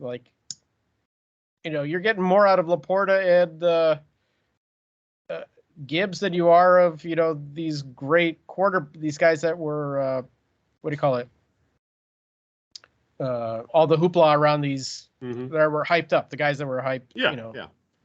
So, I'm with Dan Campbell on that one. Yeah. So, yeah. And Greg, we were texting about Goff after the Chicago game. Well, we were both really disappointed how we played, but I do think there was the backlash was a little overblown when you were starting to see people asking about Hendon Hooker, which I found absolutely ridiculous. Like, the guy hasn't taken a snap in anger in a year, let alone in the NFL. And it would be coaching malpractice at this point to even think about playing Hendon Hooker, wouldn't it? Oh, absolutely. Yeah. But having said that, today's NFL is predicated. The elite quarterbacks in the league are not pocket quarterbacks who drop back and can stay in the pocket for 4 or 5 seconds and go through 3 or 4 reads and find a receiver. What's staying between the hash marks? It's not. That's not the way the top echelon quarterbacks operate. The upper echelon quarterbacks are guys that can move around a little bit, who have escapability. The Matthew Staffords of the world and the Jared Goffs of the world are kind of, exceptions to that. And the thing that gets me frustrated about Goff, and it's really not his fault, because it's not. I'm asking him to be somebody that he's not. He's not, yeah. But what he's not is elusive. What he's not is a guy that I don't think has a lot of pocket presence. He doesn't move around very well back there. So many of his sacks, Al, if you go back and go to YouTube and dial up some old Joe Namath footage after post knee surgery in the early 70s, after he had a million knee surgeries. Yeah. And you watch Joe in the pocket. I don't know how many times he just went down without even really being touched. He had zero mobility. If he had any sort of pressure on him back there, he would just go down. He had no escapability. And and Goff reminds me kind of that. So many of his sacks that he takes are, he doesn't even try. He can't even, there's no even hope of him getting out of the mess that he's gotten himself, or the offensive line is. So if he's got to have perfect protection to function, and things get a little hairy there in the pocket, he's not he's not athletic. I guess what I'm trying to say. He's probably one of the most unathletic starting quarterbacks in the NFL right now. And really, I mean, it really is. He's just not, that's not his game. So yeah, of course the hooker talk right now is foolish, but you buy into why they're talking about it. Well, I buy, well, first of all, I buy into why they drafted him. And I suspect that one of the reasons why, and I know he's been hurt too, Hooker, but I suspect that one of the reasons why they drafted him was because he's got that kind of mobility back there. They see where the league is going with quarterbacks, Yeah, and it used to be, Al, that if you had a running quarterback like a Bobby Douglas or somebody, Landry or somebody like that, they were runners first, and they're, oh, by the way, they're a quarterback. Yeah. These guys now, the Jalen Hurts of the world, the Mahomes, and there's a few others. They're hybrids. They're runners and quarterbacks at the same time. Fields falls into that category. I think Jordan Love falls into that category. These are guys that, obviously Lamar Jackson. These are guys that it doesn't matter if you collapse the pocket. It doesn't matter if you get a good pass rush. It doesn't matter if you've got Pro Bowlers trying to track him down back there. He somehow is going to extend a play and either live to fight another day via an incomplete pass, or make the pass and complete the pass, or run. Yeah. And that's the aspect to the game, to his game, that Jared Goff just doesn't have and never will have. He's not going to develop that. That's not something you develop as you get older. Either you have it or you don't. And he doesn't. So I think that's what I understand, the reason behind taking a look at a guy like Hooker. But of course, to bring in him now is cool. Yeah, exactly. But it's going to get interesting this offseason as to what they decide to do with Goff coming into his walk season, because you got to extend him, because if you allow him to, if you decide you're going to ride with him, you're going to have to extend him. You don't want him to become a free agent, go in as a lame duck, so to speak. Nick, playoffs. Almost everything went right for the Lions this past weekend. The Packers lost, the Vikings lost, the Eagles lost, the Cowboys lost. Right. That meant essentially when it all shook out, Detroit was essentially a proverbial lock to make the postseason. Their magic number is 1. So one Lions win or any Seahawks or Rams loss locks them into the wild card. And their odds to make the playoffs are above 99%. They're not 100, but they're above 99% right now. Essentially, they're a lock. Winning the division title for the first time since 1993, it's at 97%. Essentially, the Vikings need to win out to have any chance, and they need the Lions to blow all 3 games. And the Lions could have clinched the wild card last night, but of course, Matt Patricia was Matt Patricia. And, now that he's calling defensive plays for the Eagles allowed a 92-yard game-winning touchdown drive to Seattle backup quarterback Drew Lock. But on the plus side, silver lining, the Philly loss did open up a path for the Lions to get the number 2 seed, but it required them winning out. So, Nick, this is a playoff team. I guess it's just a matter is, do they get the number 2 or the number 3 seed? They're going to have a home playoff game. Honestly, if you ask me, they're ultimately probably just going to end up being a 3 seed. They won't win. I don't see them winning out, but we're going to see a home playoff game.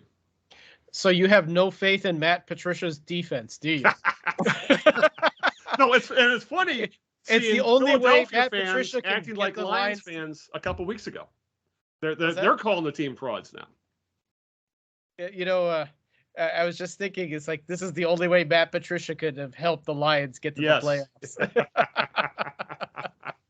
Give them to the other team. Like, it's kind of like giving your opponent, your enemy, the the smallpox. So. But the Lions do have a weird schedule, Nick, in that they got 3 games left to play. They play the Vikings twice, and they got the Cowboys sandwiched in between them. And also now the Cowboys are looking like, the number 2 team in the NFC behind at least they were until the Bills kind of laid out a blueprint how to beat them. And also, because I don't know if you saw any of the Bills Cowboys game, But the Bills ran the hell out of the ball and just essentially beat them up at the line of scrimmage to the point where the Bills quarterback, Allen?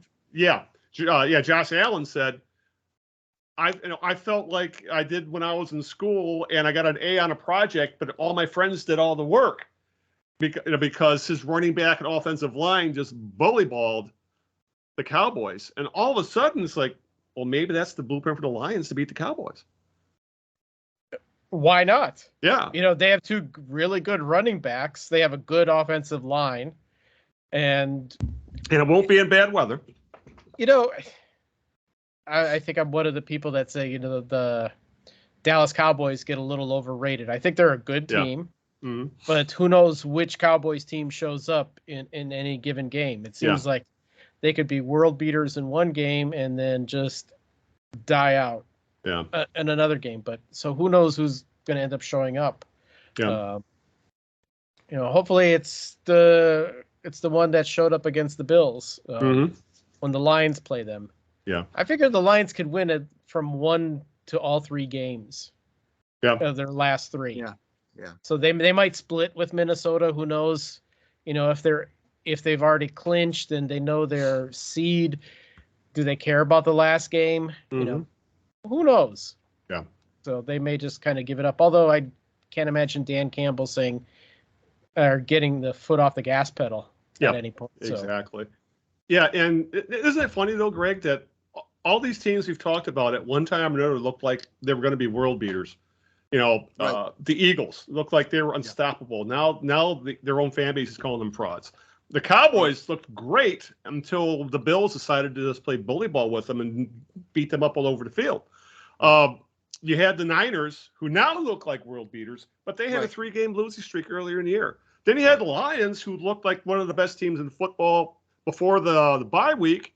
Then they had a midseason swoon, and all of a sudden, this last Saturday, they looked like that early season team again against the Broncos. So I think if that tells us anything, is that the NFC is wide open.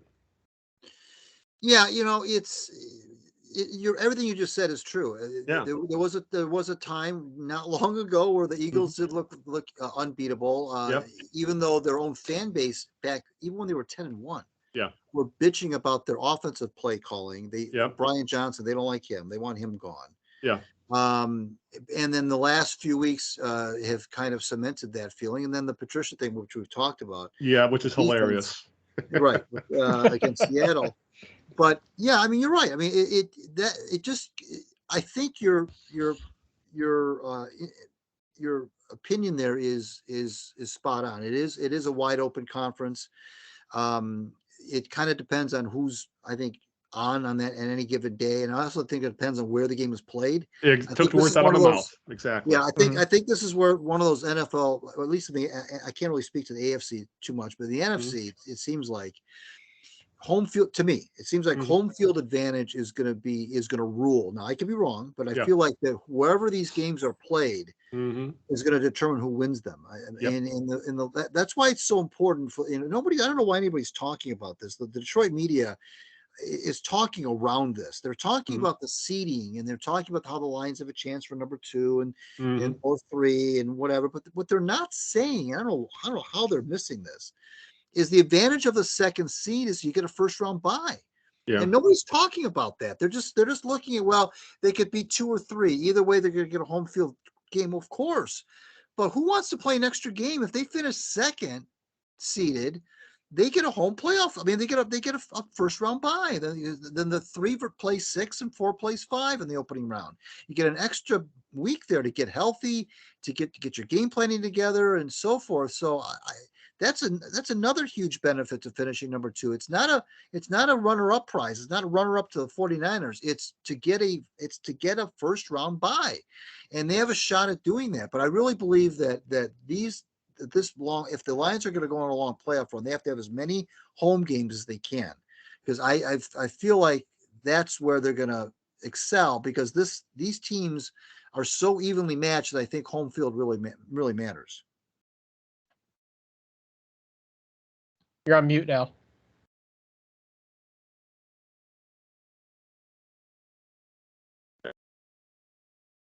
There we are. All right. I hate to correct you, Greg, but there's only one bye. There is. Yeah, it's the number 1 seed gets a bye because of all there's you got the 3 division winners will each play a wild card. There's 4 divisions in each. Yeah, there's 4 divisions, but the division team with the best record gets a bye. So if the playoffs started so if the playoffs started today, San Francisco gets to bye. You have the Eagles would play the Bucks, the Lions would play the Vikings, and the Rams would play the Cowboys. Greg, what I think is they added in one more wild card. Exactly. That's what it was. Yeah. That's what it is. Okay, so it used to be there were 4 divisional winners. Yep. Yeah. 2 wild cards. Yeah. Oh, so now there's 3 wild cards. But your point stands is that it's going to be all about home field advantage. I completely agree with you there. Oh, I see. So there's 3 wild cards now. There's 3 wild cards. Yes. Well, that changes things. Then you guys are absolutely right. Yes. Okay. But your point still stands about home field. I mean, it's really going to come down. Yeah, I have a feeling whoever has ends up with home field throughout the playoffs, which it looks like right now as things stand would be San Francisco. Right. That makes them the team to beat. But you're right when it comes to the Lions. If they can get the number 2 seed and have 2 home games, right? I think that's their ticket to the title game. I'm completely with you there. Yep. All right. And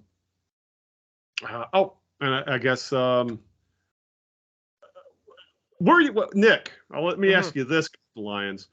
Okay. There's already starting to hear talk that the Lions could face Matthew Stafford and the Rams in the playoffs. I don't want this to happen, not because of the Stafford stuff, just because that's all that's going to be talked about is the Stafford stuff. Right. Run up to that game. Because I think the Lions are definitely a better team than the Rams, but I do not want to go through this with the fan base genuflecting in front of Stafford when the guy never won a damn thing here to begin with. You know, you would hope that this all happened 3 years ago at this point, and it was already kind of silly with the whole Detroit Rams and so on and so forth thing. I hated that. Oh, I hated that. It's both funny and kind of inane at the same time. And, but God, I'm not going to listen to Detroit media if I have to listen to the Stafford coming in with the Rams. He is for the last 3 years a member of the LA Rams. He is an opponent. That's right. That's it. Right. To hell with what he was many years ago. Right. Yeah. It's irrelevant anymore. I know they're going to milk this, of course, somehow, or now it's Goff against Matthew Stafford. You know how they always talk about 2 quarterbacks going head to head? They never go head to head. They never go ahead. It's not basketball. Yeah. Right. That's a great point. So, as Mike could say, Jared Goff is 2-0 against Patrick Mahomes. Okay. Yeah. All right. Yeah. Whatever. Yeah. Whatever. Exactly. All right. I know we're probably cutting it close on time, so I know we got a late start today. So let's touch real quick on what Dylan Larkin said today. I don't know if you guys caught this because Larkin missed a handful of games. He ended up missing 4 or 5 games. I think it was 4 games due to another neck injury. He got cheap shotted. I mean, I was watching the game and he took it looked like half punch, half cross check right in the back of his neck, which knocked him cold. And it was terrifying when you saw him on the ice because he was literally not moving face first down on the ice. And that's the 3rd time he's been hurt like this. And Larkin spoke to the media today discussing his neck injury, and he directed criticism at the NHL league office rather than the on-ice officials because there was no penalty called on the play that knocked him cold. And he said today, it's hard to feel safe out there. It's hard to know how to protect yourself. I truly believe that we have the best refs in the world in the sport of hockey. Our refs are good. I just think the message being sent down from the top, what is safe and what's not, how to discipline it, there's a lot of questions there, and it's kind of scary as a player. And considering Larkin's history of being cheap-shotted, he had his neck broke, for Christ's sake, with a cheap shot. And the league has done nothing in response to any of these.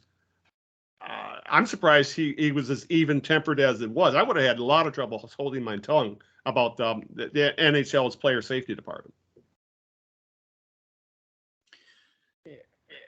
Are you going to me or go to Nick? Sorry, I missed. Take your pick. Go ahead, Greg. Go ahead. Go ahead. Well, I mean, Larkin has been. It seems like he's been on the receiving end of a lot of this stuff. Yeah. And so this is what I want. This is the question that I want to raise to you guys, because as I'm wondering, and maybe this is me overreacting, or maybe this is a overreach, but it reminds me of the days. I know that they've pretty much legislated or tried to legislate fighting out of hockey. They pretty much have. Mm-hmm. And those players, let's face it, those types of goons, if you will, that back in the 80s and 90s and so forth, and 70s are pretty much phased out. I understand that too. Mm-hmm. There's only a handful of players probably on any roster that will really drop the gloves in any case. They have one in Detroit, Costin, I think his last name, Costin or something like that. Yeah. Mm-hmm. It makes you though wonder if there isn't maybe still room for players like that in the league. And I don't think that's what Larkin is necessarily trying to say. I think he's genuinely concerned about health of players and himself included, of course. Yeah. He's been on the receiving end, but I wonder if that kind of a player, who Mike Babcock used to say keeps the flies off the star players. I wonder if it isn't good to have I wonder if those kind of players will come back in the league, because if this kind of thing continues to go on, there's got to be somebody who's got to take that has to respond immediately. I know Perron tried to, and he hit the wrong guy. Wrong guy, and what he did was flagrant. He probably deserved what he got as well, but which was a 6-game suspension. Right, and that was probably too much, but whatever. But the thing is that I just wonder if you don't need a guy like that who maybe not on that shift, but maybe a couple shifts down the line, Derek Lalonde might send on the ice and say, you know what you got to do, because that kind of thing.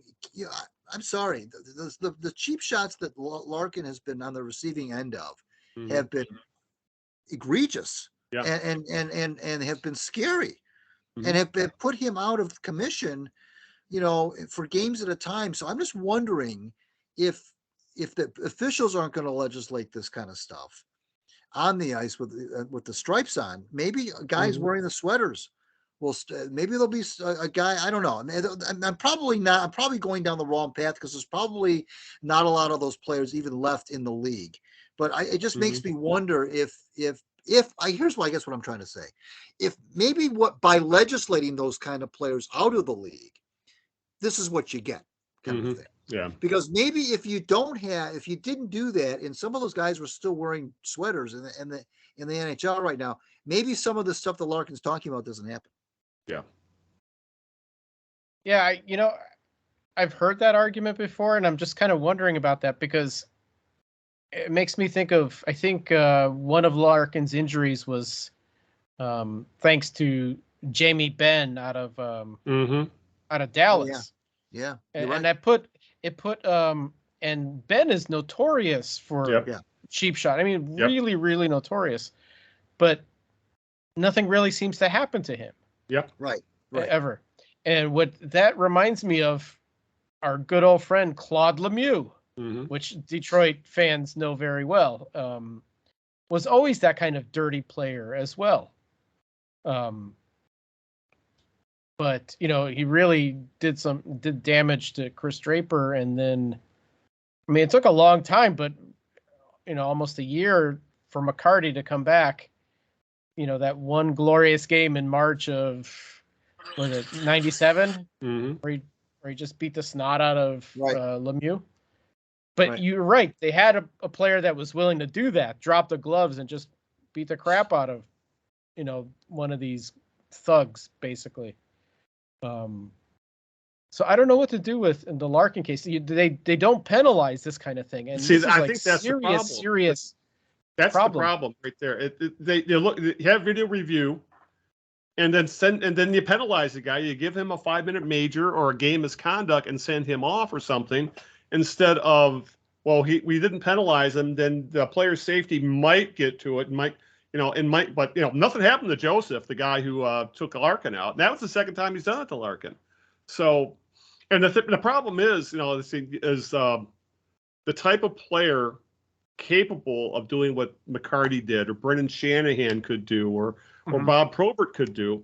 Those kind of players, I think, have been pretty much, for the most part, they don't exist anymore because they're not at the lower levels anymore either. Goonery for the most part has gone away, and at least those guys were legitimately good hockey players. They weren't a Stu Grimson type who was out there strictly for his fists. Those guys could actually put the puck in the net and do other things. Right.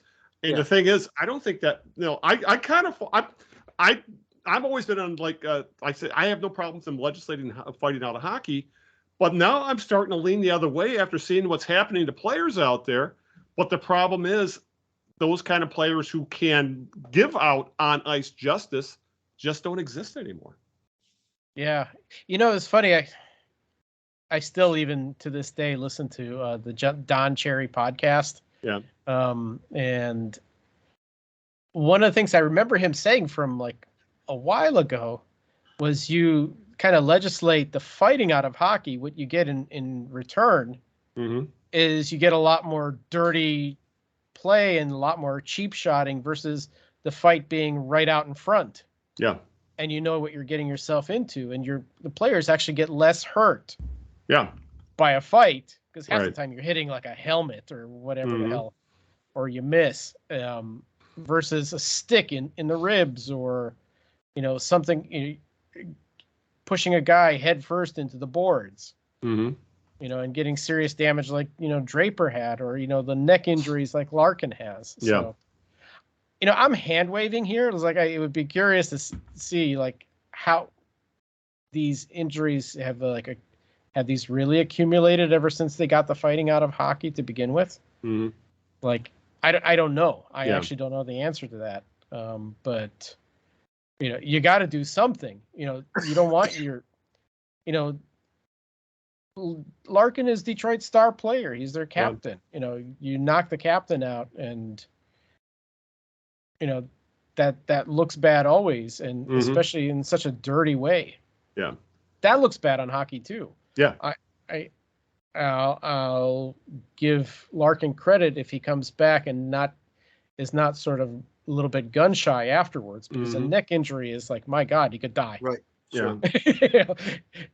And I guess what's still the most disturbing thing of the whole thing, the guy who got the worst punishment of all was the guy who retaliated in Perron, and he was just seeing red. He was so angry he hit the wrong guy, and you got to admit though, he did cross-check a guy in the side of the head. He deserved to get suspended. Oh yeah, I mean, it was absolutely stupid play, but. You have to be smarter about these things, like they used to be back in the day. So, sometimes justice got served, like Nick said, a year later. Sometimes you aren't going to get instant gratification when it comes to this to on ice retribution. If that's what they need to go back to. But what Perron did, it was absolutely, because he hit the guy who was kind of protecting Larkin, as all hell was breaking loose around him.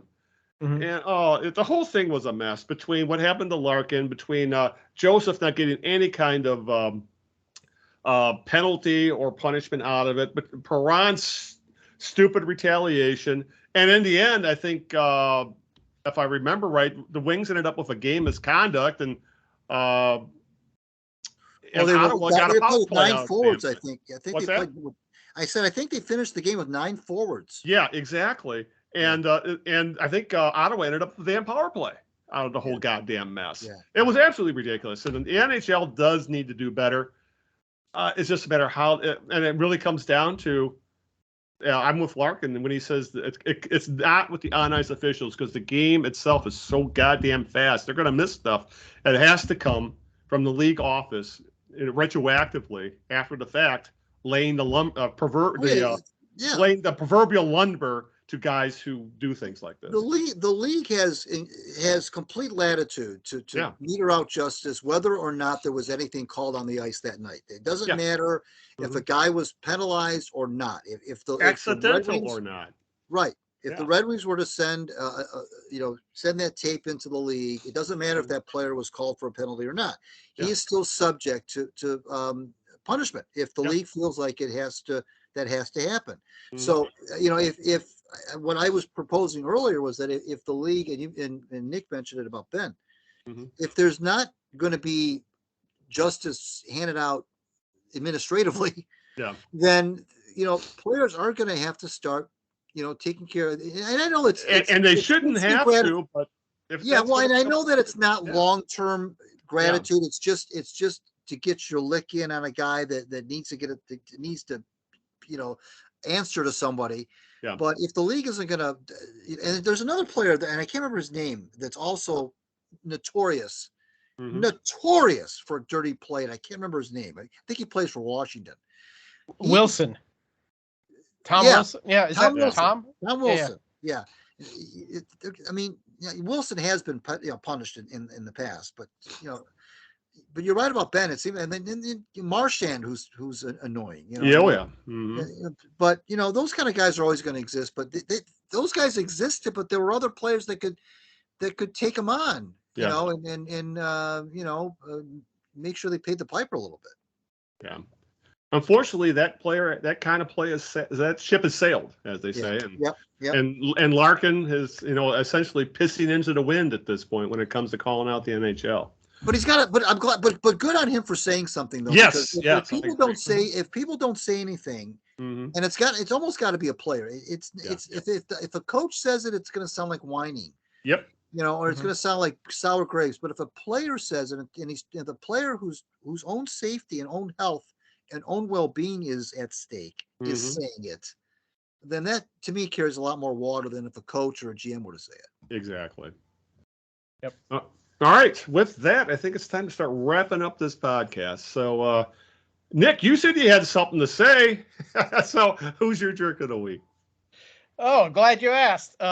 So, actually, it's kind of a not maybe a individual person, but my jerk of the week is those people in sports, and I've seen it in football most recently, that perpetuate really, really certain conventional wisdoms, or that really is just some stupid dogma that I hear. And I heard two of these instances. One of them was the Dan Campbell thing, where I saw some post on social media talking about where I don't know who it was, but a bunch of guys replied to Campbell saying, yes, we believe that Gibbs and Laporta are good players, but they were terrible draft picks.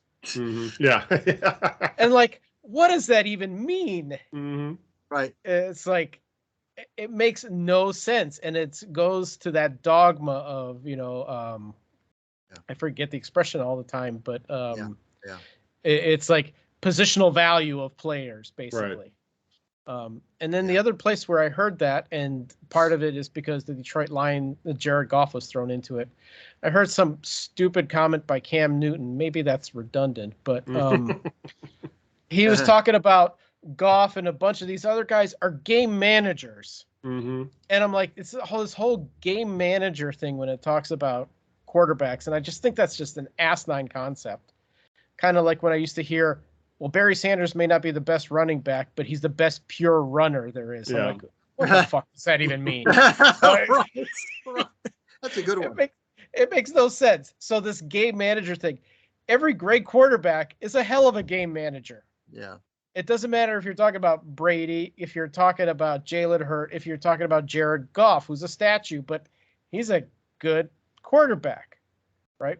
He does, and he plays well, and he deserves the money he's getting, and he is successful. So it's just perpetuating these ideas that make no sense. Those are my jerks of the week. So it's just wasting time. Yes. Yeah, that's good. No, it's a good one. Yeah. All right, Greg, you're up.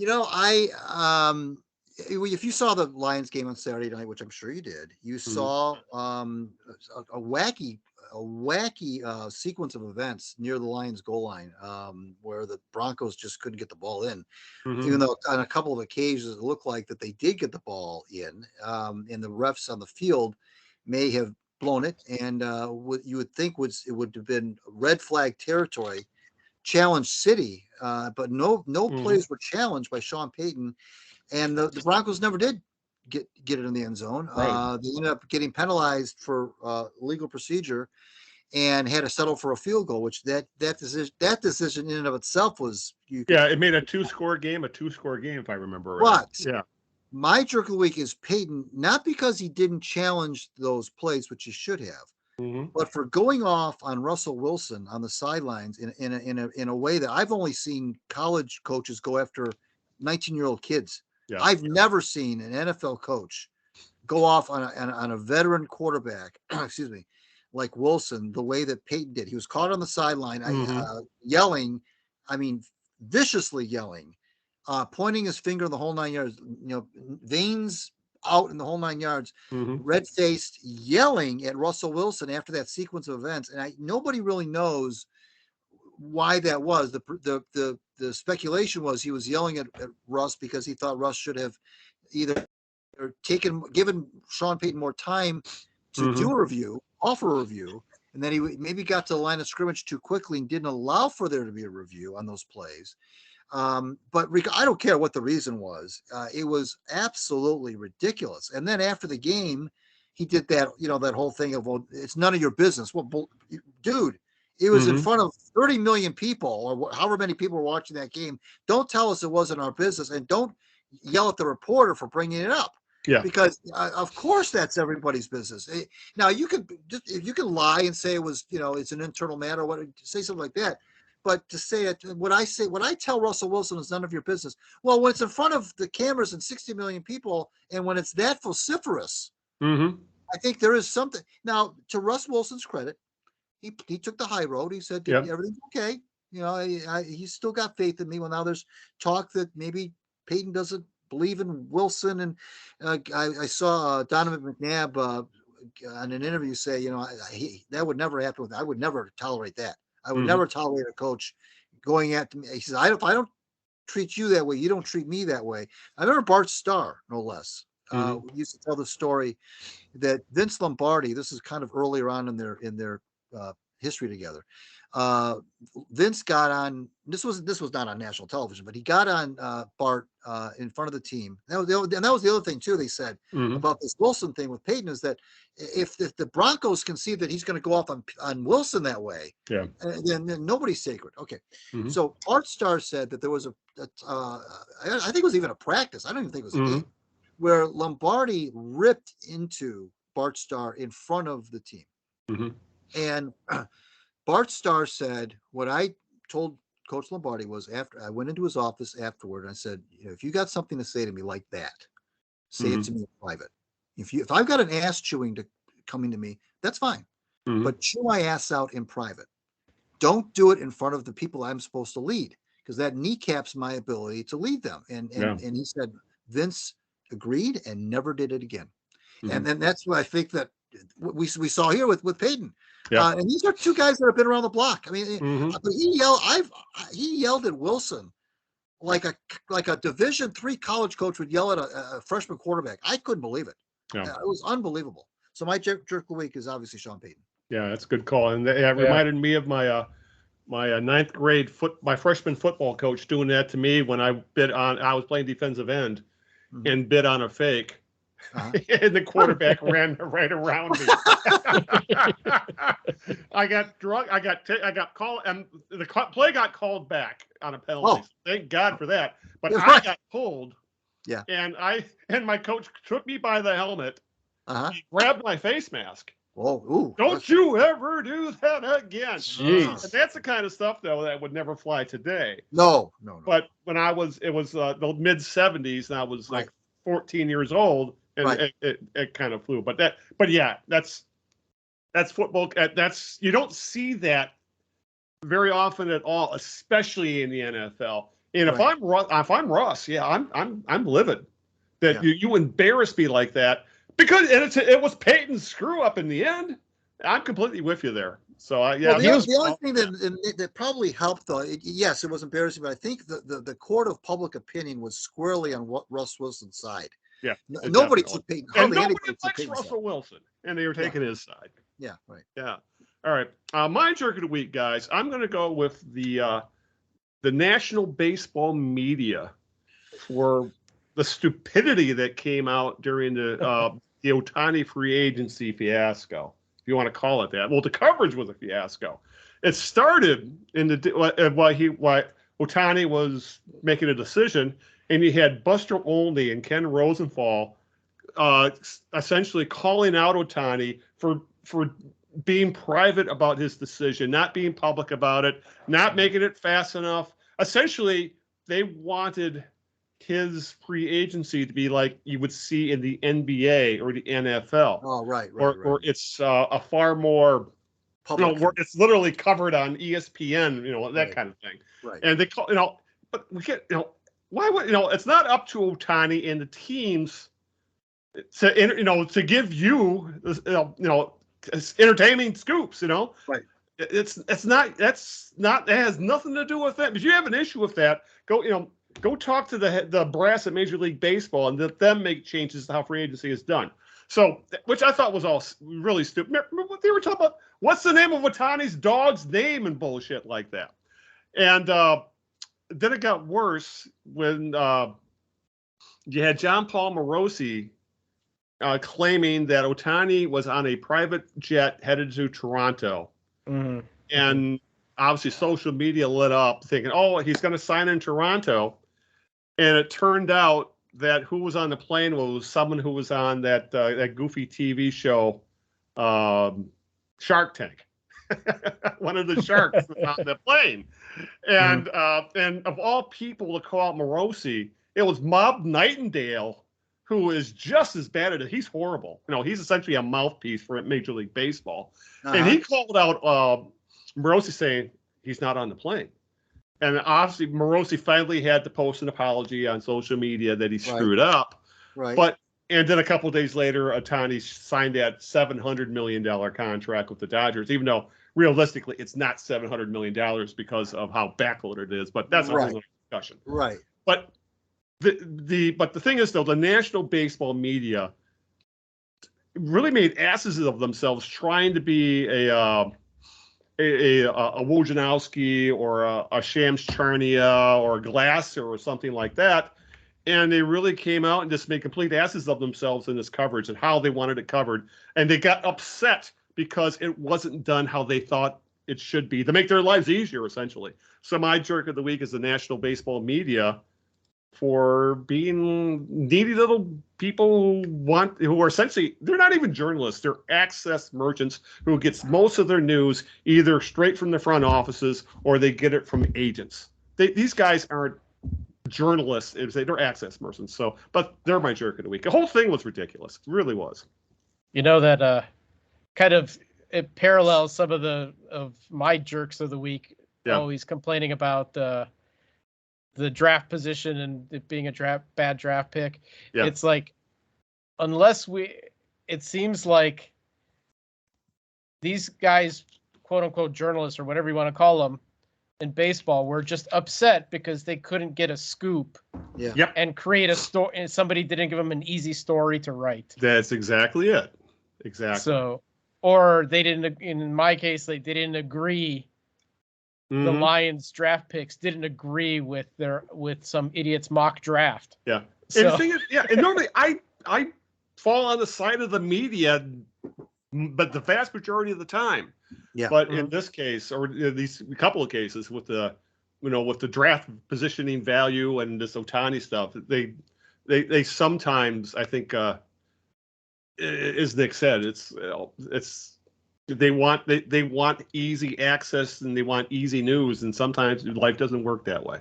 All right, let's get the hell out of here. So, Greg, if you could get the thank yous and social media stuff out there, go for it.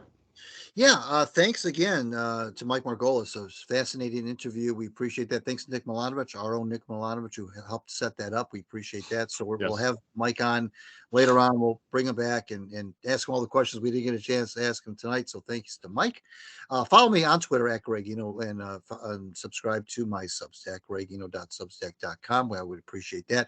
Thanks to my lovely wife, Sharon, for putting up with this nonsense for these many years every 2 weeks. And thank you guys. Have a great holiday season, both of Yes. you. We're not going to get together again until January 2nd. Working on a couple of guests for January. We'll have news on that. We'll keep you posted on Twitter and so forth. But the two of you and all the viewers and listeners wish everybody safe and a healthy holiday season. Yeah. And Nick, anything you'd put out your social media? Anything else you'd like to mention? Sure. I mean, well, first I'd like to thank Mike too, because I just kind of had this idea of inviting him on the show last minute, and thank you Mike for accommodating that. Yeah, he did that on short notice. Very much. It was very, very short notice, and so it was great. It gave us something new to think about and someone to talk to. And so if you want to follow me I'm usually on Twitter at my name, Nick Milanovich, and we talk Detroit sports, and I'll talk to you about a couple other things too. Woodworking, science, and a few other things, and guitars. So, but yeah, and happy holidays to you guys. Merry Christmas, Happy New Year, or whatever you celebrate. Enjoy it. Enjoy the time with your families, and a little bit of quiet time off, the Michigan cold, and all that good stuff. Yes. So. Yes. Let me thank you, Nick, for being a great guest wrangler and taking a little of the load off of Greg there. So no, and it worked out great. And again, I can't wait to talk to Mike again, have him back on the show.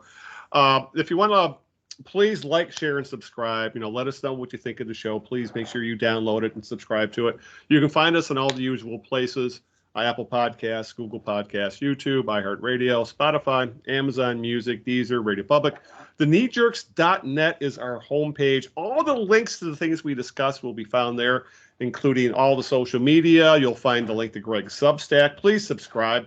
I'll link Mike's information if you want to follow up more on sports psychology. And also, I almost made Greg my jerk of the week for his headline on his latest column in Substack. What it was, Charlie Sanders isn't dead. And I'm like, what? You thought I was a conspiracy theorist or something. Yeah. But it just turned out to be an article about Sam Laporta, and I couldn't make him the jerk. So. That's funny. All right, with that, let's get the hell out of here, because again, I want to wish everybody happy holidays, Merry Christmas, whatever you celebrate. Please enjoy the rest of this year. I guess, yeah, as Greg said, we will see you in 2024. My God, where's the time going? So until that time, next year, this is Al Beaton saying good evening, good luck, and aloha, along with Nick Milanovich. Happy holidays to everybody, and see you in the new year. And Greg Enum. Ciao, Italy. We'll see you in 2 weeks. We'll see you in 2024.